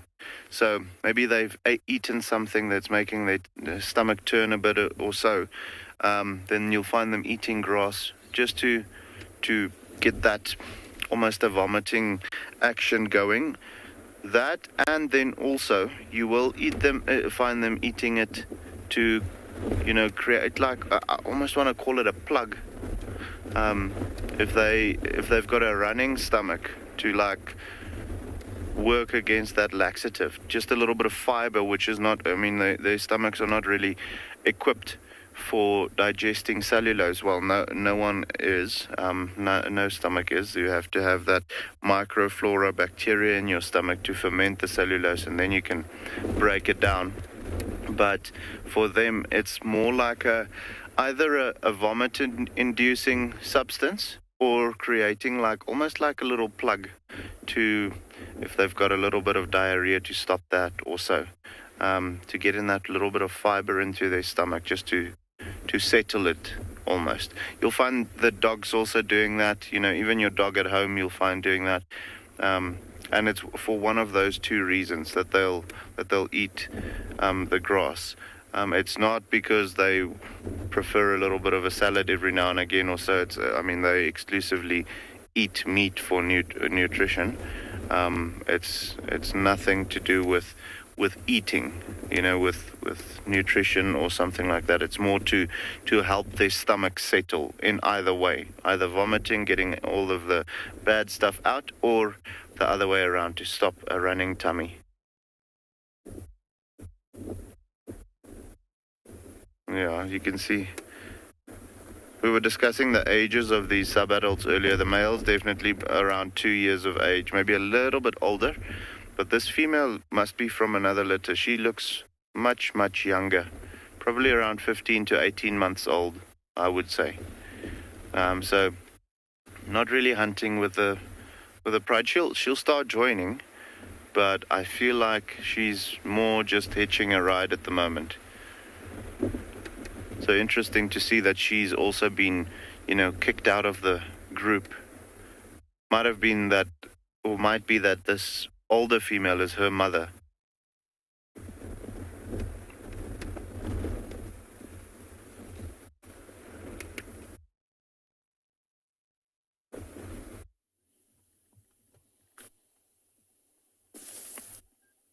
As you can see, the cheetahs moved a little bit more into the open. They've actually now once again crossed our boundary. They're basically just ping-ponging their way across down the road, just shadowing this herd of impala that they've been interested in. But as I mentioned, it's getting a bit hot now, so all they're really interested in doing is keeping an eye on the impala.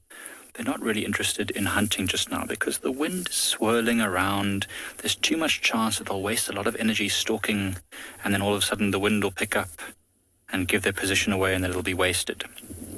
So they'll rather wait until much later when it's cooler and maybe the wind dies down a bit. Oh, look at how beautiful these animals are. Every time I see a cheetah, I'm reminded once again why I think it might be the most beautiful of all the big cats. Leopards are my favorites, but look at this animal. It's deep orange eyes, there's tear marks on its face, the white undercoat, small ears, very cute, little short nose. Oh, man. Still a few scratches on its face. They do fight every now and again.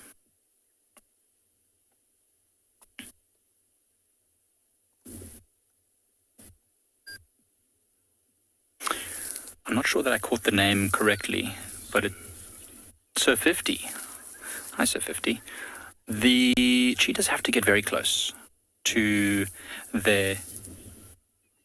They have to get very close to their prey. I would say probably to within 20 meters in order to be able to sprint and get up to full speed before the prey gets a chance to get to their full speed. Because remember, even though a cheetah is the fastest land mammal, they're not significantly faster than, let's say, an impala. They are a lot faster, but an impala is also a very fast animal. So if it has any sort of head start more than 20 meters, the chances of the cheetah hunting it successfully are quite short. So they do need to get very close, especially in these areas where there's not a lot of open ground for them to pick up their full speed. In East Africa, I've seen cheetahs sprinting from about 20-30 meters away to catch the prey. But here they probably want to get a little bit closer. The impalas we saw earlier were probably nearly 100 meters from the cheetah, and the cheetah were watching but not attempting a hunt. These ones now were a bit closer, so as long as they keep, getting closer and closer, they should be able to hunt successfully. There's two of them, so they could even work as a team. One maybe circling around, and when the impala get chased, maybe one of them runs towards the brother, and then they can tackle them. It would be epic to see. I've only seen cheetahs chase before. I don't think I've ever seen a cheetah catch and kill something. So that for me would be something new and something wonderful. And I'm so glad to see it here on Pride Lands. This is the first time I've seen cheetahs on Pride Lands. Today might be my day. Kirsty, you're absolutely right. I hope so. I hope today is my day. I'm feeling lucky. Again, you might see a few vehicles crossing in a moment. We are on a road that is commonly used. So there's a few game drive vehicles and others moving up and down here. Absolutely amazing that these animals can be so relaxed with the vehicles that they will literally wait on this fairly busy access road without worrying about us at all. Incredible.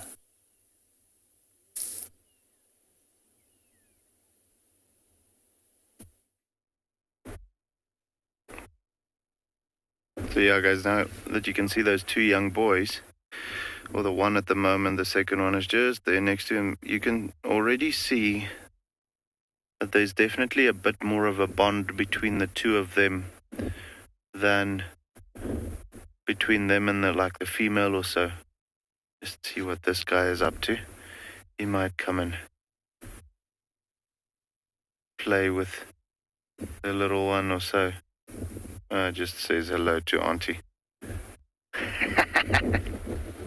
Very cool. I love how they always clump together like that and plomp down on top of each other. Yeah, that was so cute to just see that happening. With the lions, there's always a lot of touching and feeling and cuddling and cleaning and all of those things involved. Unfortunately for them, they are the only species of big cat that really display the social behavior of being in groups. And with them being the biggest cat that we have around, in Southern Africa, or in Africa for that matter, unfortunately, there is quite a lot of violence also involved in their everyday activities. So, fighting around the kill, fighting for ranking order, fighting amongst each other for just anything. Mostly around the kill and ranking order, and then the males with one another for mating rights and so on. So when they're not fighting, guys, when they're not in that competing stage of the day, you'll always find them doing what they did just now. Cuddling and cleaning each other and, just reminding each other that they still love one another. Even though they fight a lot, they need to constantly reassure that social bond that they have between one another. Otherwise, it might actually, the relationship between each other might get a little distant.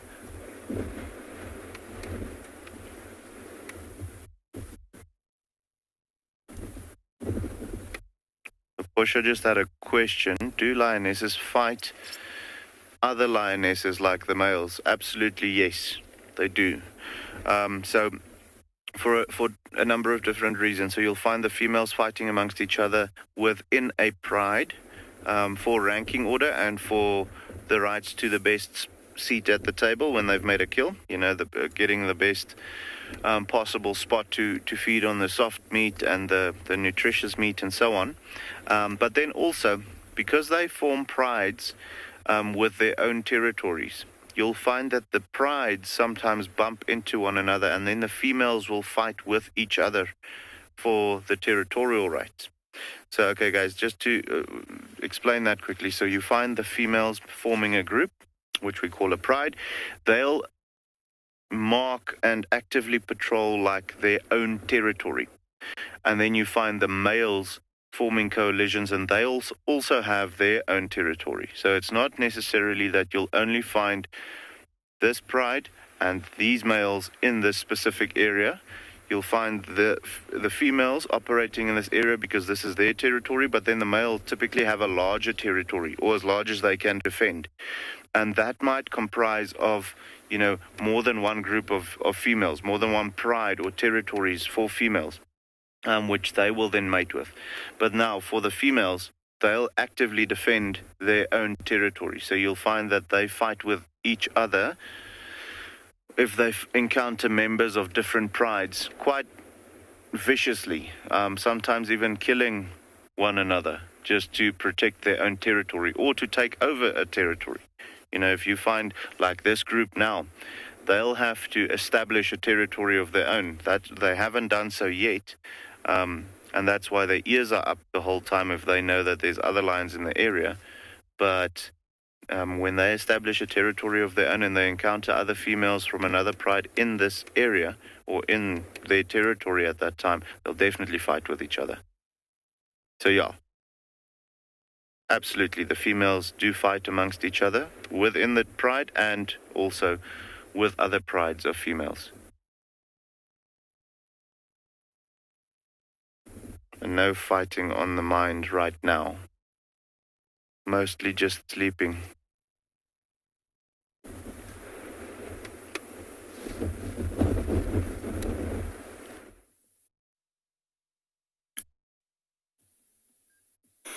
So these cheetah also just doing a little bit of a resting session. So you can see heads up though, always prop their heads up on their shoulders just in case they need to quickly scan around for any potential predators.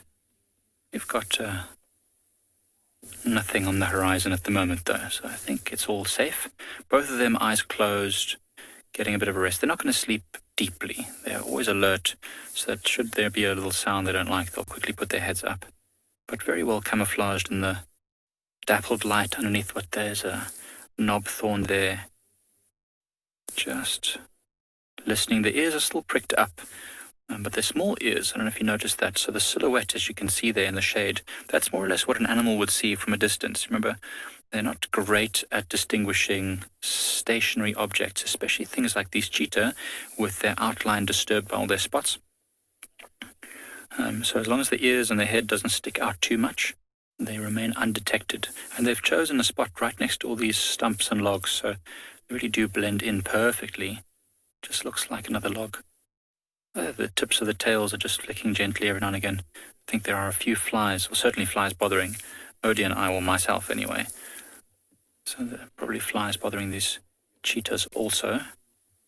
See the little white tip to the tail there. Quite a heavy tail compared to its body, because they use their tail as a rudder. When they're running at full speed and they have to change direction suddenly, they would easily lose their footing if it wasn't for that big tail that acts as a counterbalance. So when they need to turn hard left, they'll swing their tail in the direction that they need to go in order to keep their balance. It's very, very smart. Amazing spot patterns.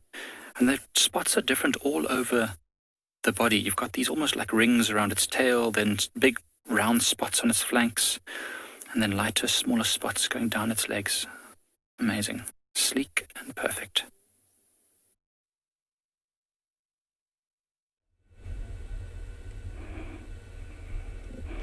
Jumbo, and here I have something else after leaving the river.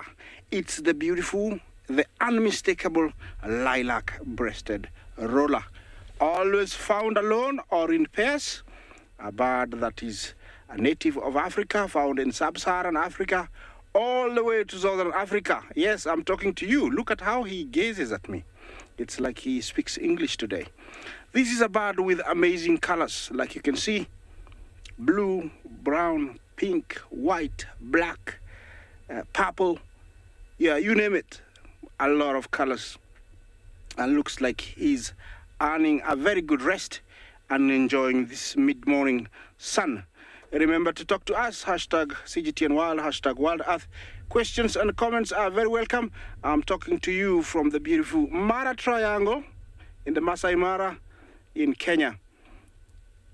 This is the national bird of Botswana, and it's unmistakable. one of the most photographed birds in Africa. They usually nest on hollow trees, so I would assume maybe, yeah, so maybe he's got a nest on this tree, or she's got a nest on this tree. They usually in pairs, but stick alone most of the time. They feed on small creepy crawlies, you know, small reptiles. Is he seeing something? Is he gonna fly down? Let's have a look. Looks like he stretched the neck slightly. He's focusing on something. Okay, might dive down to pick it. They feed on small reptiles, you know, grasshoppers, spiders, dung beetles, you name it. They're on the menu. And we have a wide variety of rollers here in the Masai Mara, but this is the most common and of course the most colorful. It's one of my favorites. Yes, he's looking at something. No, not anymore. Yeah, not anymore. I thought he had seen something by the stretching the neck. Usually it means he's focusing on whatever he saw. Looks like his tip of the bill is slightly broken. It's not as pointy, but he looks healthy, so it's not interfering with his feeding. Yeah, is it a male or female? Quite hard to identify when they're in a patch like that. Oh, where did he go? He disappeared. He disappeared very fast. Well, I will be telling you shortly if he's a male or female, because I'm gonna... Oh, he's back. He's back. Let's take a look. Let's take a look. I'm gonna look in my book to confirm to you if it's a male or female shortly and very quickly. Okay, there we go. There we go.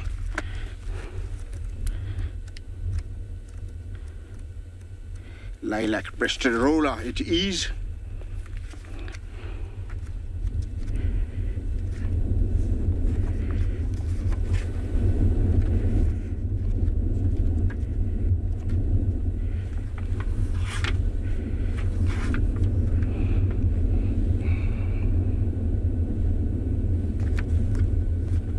Yes, I'm looking in my bad book to confirm to you. That is something that sometimes I have to confirm because they're really hard to identify, and especially when it's only one. Where are you? I'm looking for it, don't worry.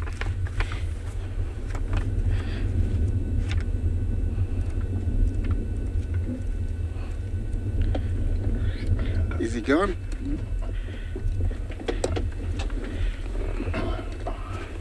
Okay, I'm looking in the book here. It's gonna be found here.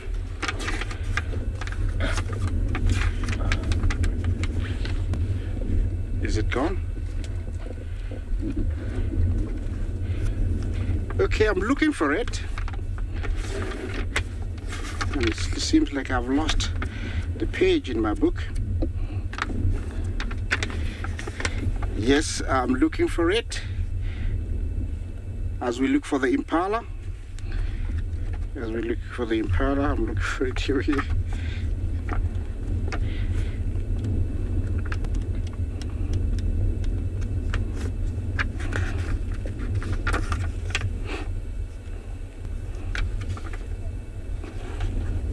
Yeah.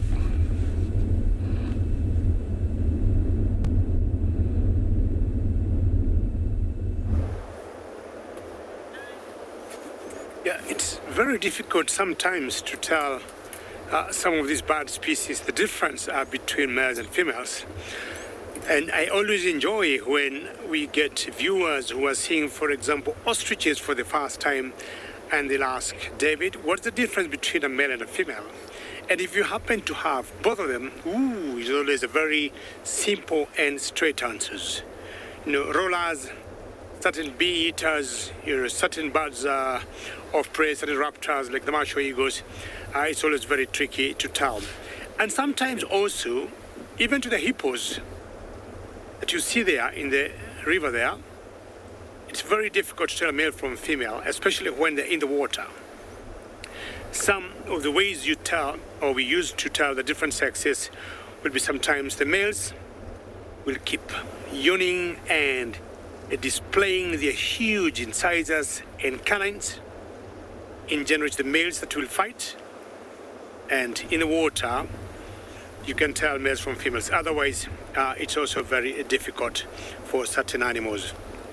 But also there's the obvious difference of size, males being a little larger than the females. Now this colony here, or rather this group or school of hippos here, own this territory. This is their home, and they have established it for a long time. As long as I can remember, they're always here. If anything, they will only leave this place later on to eat. Few of you like to know whether elephants do migrate. Yes and no. Yes, because they'll move from one area to another, if we may call that migration. And they'll always, of course, move for one obvious reason, just like the wildebeest, food. No, because they do not cover the long distances that are walked by the wildebeest or the zebras. So when we say the wildebeest and the zebras migrate, when they do about 2,000 miles in one cycle or annually around the year, well, elephants will not do that, but they have the small distances that they'll move from one place to another. Now, I'm just staying here by the MARNA River because this is where we get animals coming to cross. I mean, the hippos will not, because this is their habitat. What they can only do is to change one place to the other.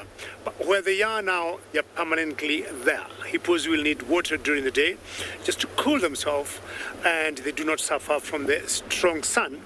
But then come later on in the evening, they'll be leaving the water to go and graze way far from where they are.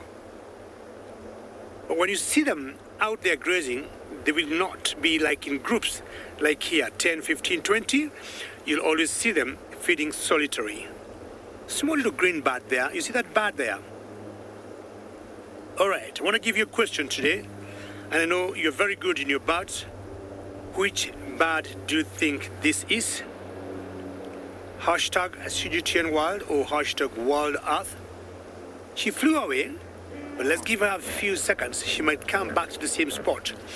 Because what I think she has done, she went to catch something, maybe an insect in the air, and then chances are she may come back right there to eat her prey. I'm sure you saw her. And they're always by the riverbanks. If that's a good clue, they're always by the riverbank. And maybe one more clue. Bungay says, I don't do more clues. That should be enough. They'll always be by the riverbank. But I think, yes, Bungay is the man on the camera. I should give another clue because we also have other banks by the river. It is a bee eater. All right, I've heard most of you are saying bee eaters, correct? Very good. It's a bee eater. I'm giving you all 40% for the answer. Bee eater is a good answer. But for me to give you the remaining 60%, I want you to tell me which bee eater. Nancy, very good. You got the 60%, total 100%. That is the little bee eater. Bee eaters, of all the bee eater species we got in Africa, this particular one, the little bee eater, tend to remain by the riverbanks because they are tunnel nesters. Just on the side of the river is where they make their nests, and hopefully we are going to see them again.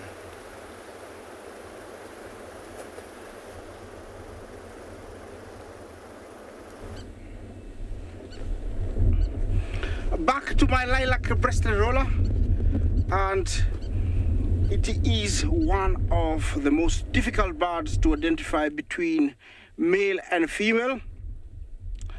One of the only ways is when they're mating, and the other one is the male is slightly larger, so you have to put them together of which I think that is one in a million chance to find them together. But we have two here. I don't know if we can be able to differentiate. Look at that size. Let's look at it clearly. Okay, you want to face forward or sideways? Look at that body structure. Okay, let's go to the other one and see the other one on the tree, James. Let's see. Can we see any difference in size? Boom. Yes, both of them we have seen, and I would say the one earlier was slightly larger, so it could have been the male. I could be wrong, but it could be the male. They say that it's the only way to identify the two birds is, one is larger. It is very common for some birds to be like that, where you find one, the only way to identify it, it's larger. But most of them are very easy to identify because they change their breeding plumages in the breeding season. So it's very, very easy for us to identify. But like this, it is very difficult. I'm gonna move on. And it's becoming a nice warm morning. And it's going to be a very, very, very hot day because there's no clouds at all.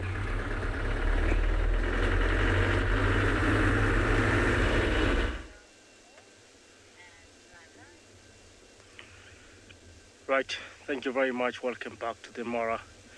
And right on our camera is a small group of toppies.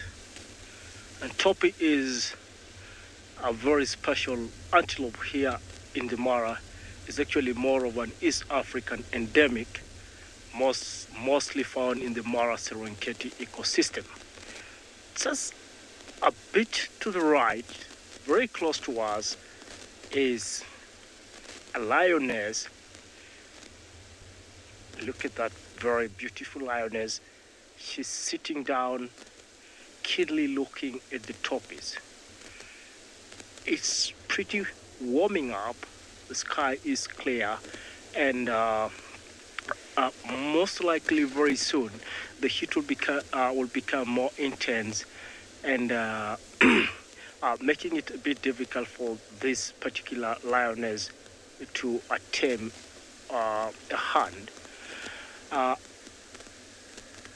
Always, toppies are very keen antelopes, very, very alert most of the time, and they're very fast and agile. So this kind of makes them slightly difficult prey for lions. But sometimes, yes, lions do manage to catch them. Mostly, especially when they are victim of them, maybe a pride, and you'll always lay some ambush strategy somewhere, and one of them will approach the toppies from a different angle and kind of spokes them towards conceal ambushes somewhere.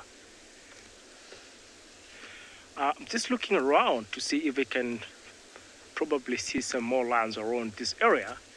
And oh yes, actually a bit to the right, straight towards the tree over there, I think there's a lioness somewhere there. Move a bit to the left, sorry. Moving a bit to the left, more to the left. Right, you can zoom in right there, and I see, oh, that's, yeah, I'm right, that's the lioness. This lioness is also keeping an eye out, looking at the same direction where the toppies are. And it will be very, very exciting to just spend more time around here and watch how this is going to unfold.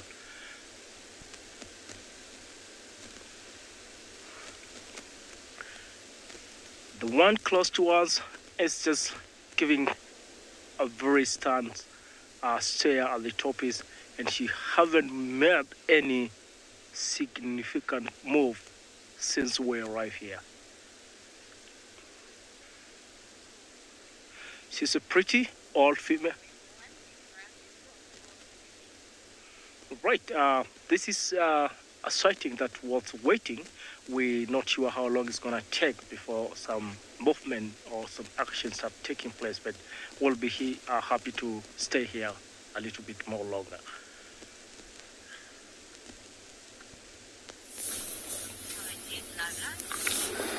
Beautiful, It's always enjoying the wildlife out there. But now we come across, on our bushwalk, it's the dung, this poop out here that you see right here on this floor, is belong to a spotted hyena.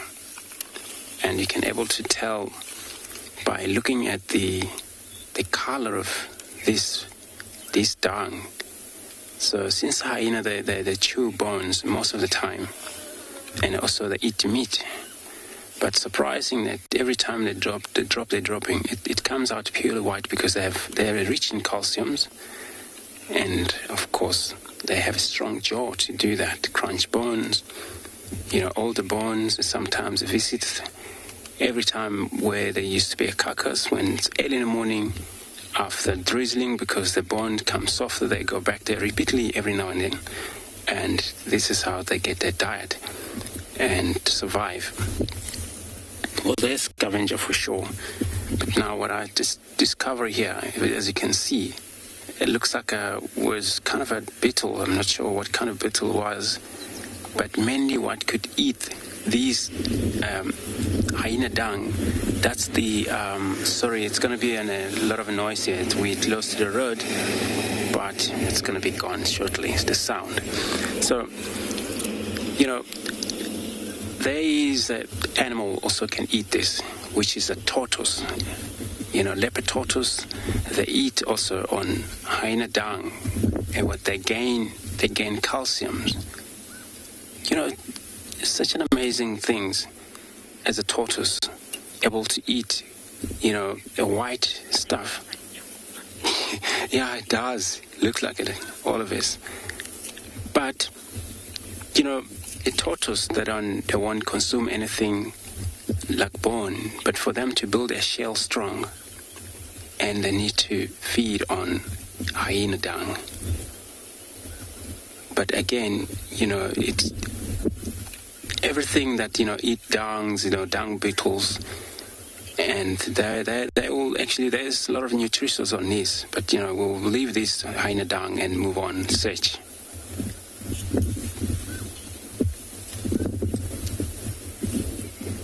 Havana. Thank you very much, Kirsty. You're welcome back to the MARA. And we're still spending time with this lioness and the trophies. The second lioness is completely out of view at the moment. The last time we saw her, she was stalking and slowly moving towards the trophies. The one close to us here, she's just calm, but obviously her eyes are sternly still where the trophies are. Probably the trophy seems to have maybe got wind of the lionesses. At some stage they were all lying down, but apparently at the moment about 3 or 4 of them are up and they are looking towards where the stalking lioness disappeared in the grass. So I really think they are aware that the lionesses are here, and they're really, really very keen now, though they don't seem bothered. But one thing, as long as they are aware these predators are here, maybe they might have seen them, then that is more of gonna be very safe for them, other than when the predators are not within their sight, or the completely clueless or oblivious of their presence. This back to our lioness, Archie.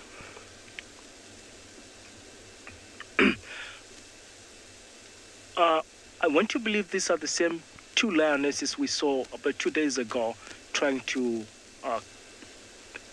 catch some washhawks, and it was again unsuccessful.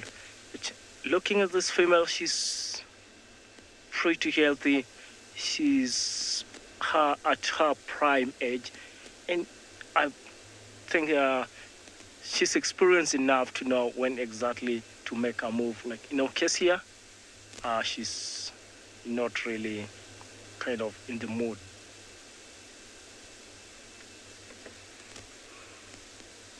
And again, the African bush is always full of surprise.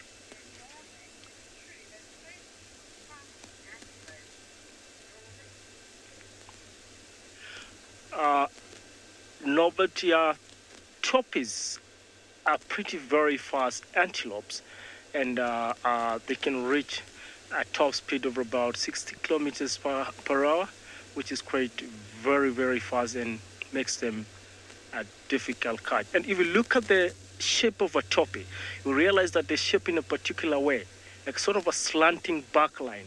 And this is a typical or a special adaptation to running at top speed.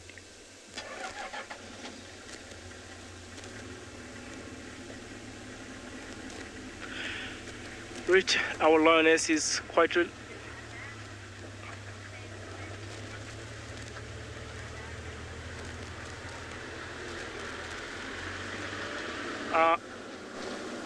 come up again, Cassie.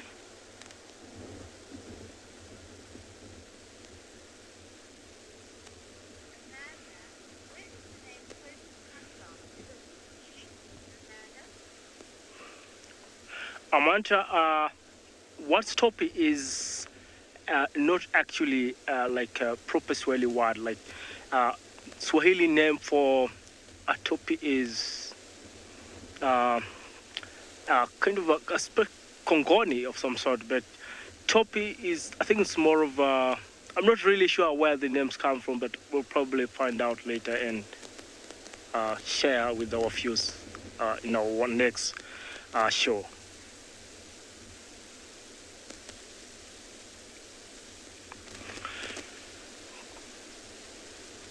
So the lioness is still there. We still haven't seen the other one. So, it's warming up, and it's quite unusual at this time of the... Right, it's warming up, and probably our show is coming to an end pretty very soon. So I think we'll just wish these lionesses a very good mid-morning, and we hope that they're gonna make it and get some food for themselves.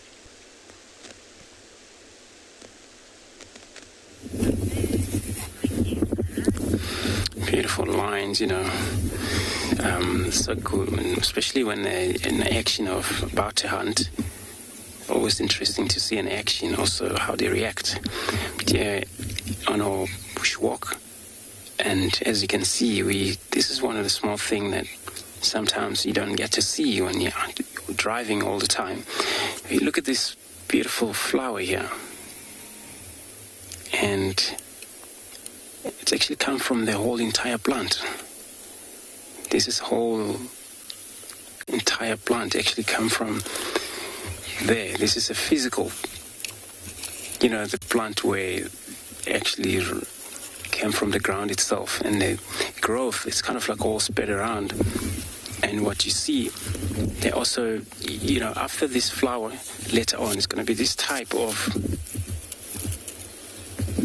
little seed. But you can see this two sharpening point, which is very small. But this is how this plant is called, deadly thorn. Deadly thorn. And this is actually harm a lot of time on animals' hoof. They step on this, they're harder to get out, and the animal will limp sometimes for quite a while. But also, in the older days, the plant itself was used as known as a wild shampoo plant, which you can also collect as plant, and you can use them as, clean your hair. You can wash clothes sometimes. Doesn't really affect nothing on your clothes. So this is in older days, just before a lot of people before they unite in those villages out there, they used to be out in the, separated in this field where the shopping for them comes a lot of challenge to visit. And of course, they would rely on kind of plants to be able to make their survive living out here. And of course, wild shampoo, it works perfectly, and it helps a lot of people out here. Those who used to spend a lot of time, also the hunters as well, long time ago, they used to rely on such a plant where you find the water in the river. But how do you find the soap? Then you look for this devilly thorn plant, collect the leaves, and use them as the soap. So it's always so important to have plants that you know in your area, and that's how you call yourself that wherever you are, you might actually able to get to survive, because if you once you got a plan to identify the trees, you're able to identify fruits that you can eat, and then that's called the way of survive out there. So yeah, it's a very useful plant, and of course I still recommend it even now. People these days that don't really follow too much on all the days life, but the elders still remember this kind of plant. We are these days, but we were told, and then we just we tell our sibling about this plant. We will live it.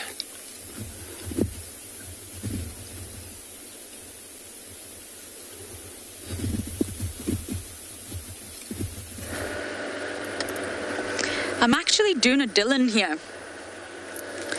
This is what Dylan does, isn't it? I'm definitely nowhere near as skilled as Dylan.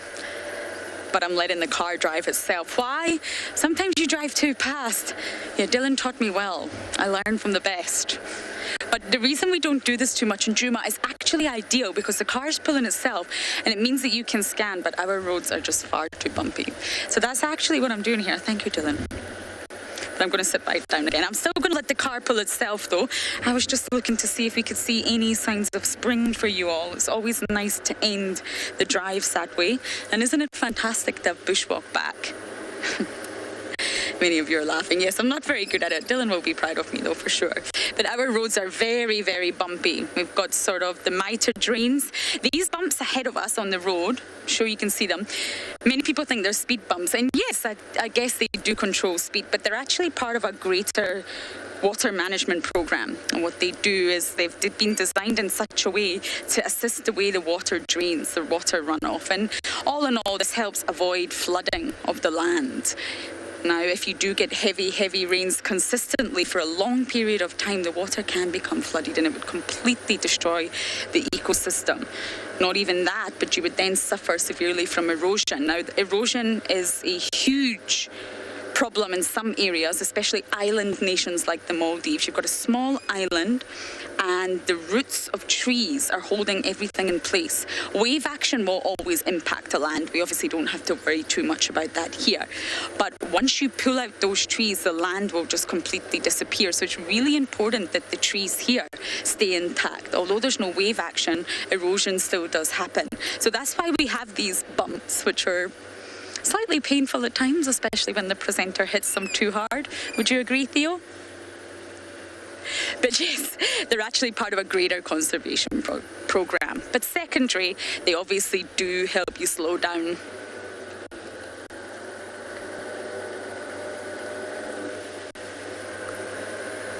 Jacqueline, welcome on board. Big hi from us. You're brand new to joining us and you're absolutely loving this channel. You will continue to have great laughs. Some of the viewers have become friends of mine. Some of you have been watching for a very long time, longer than I've been around. And we always have fun. We get things wrong. We make lots of mistakes. We crash into trees. We drive ourselves absolutely crazy sometimes when we can't find the animals. So welcome, Jacqueline from the UK. It's great to have you here. And there's the bushwalk team up there. Let's give them a big wave. They've done very well today. It is hot. So everyone, it's always such a pleasure having you on board. I just want to say a big thank you for all your comments and questions. And we shall see you this afternoon. Have a fantastic day.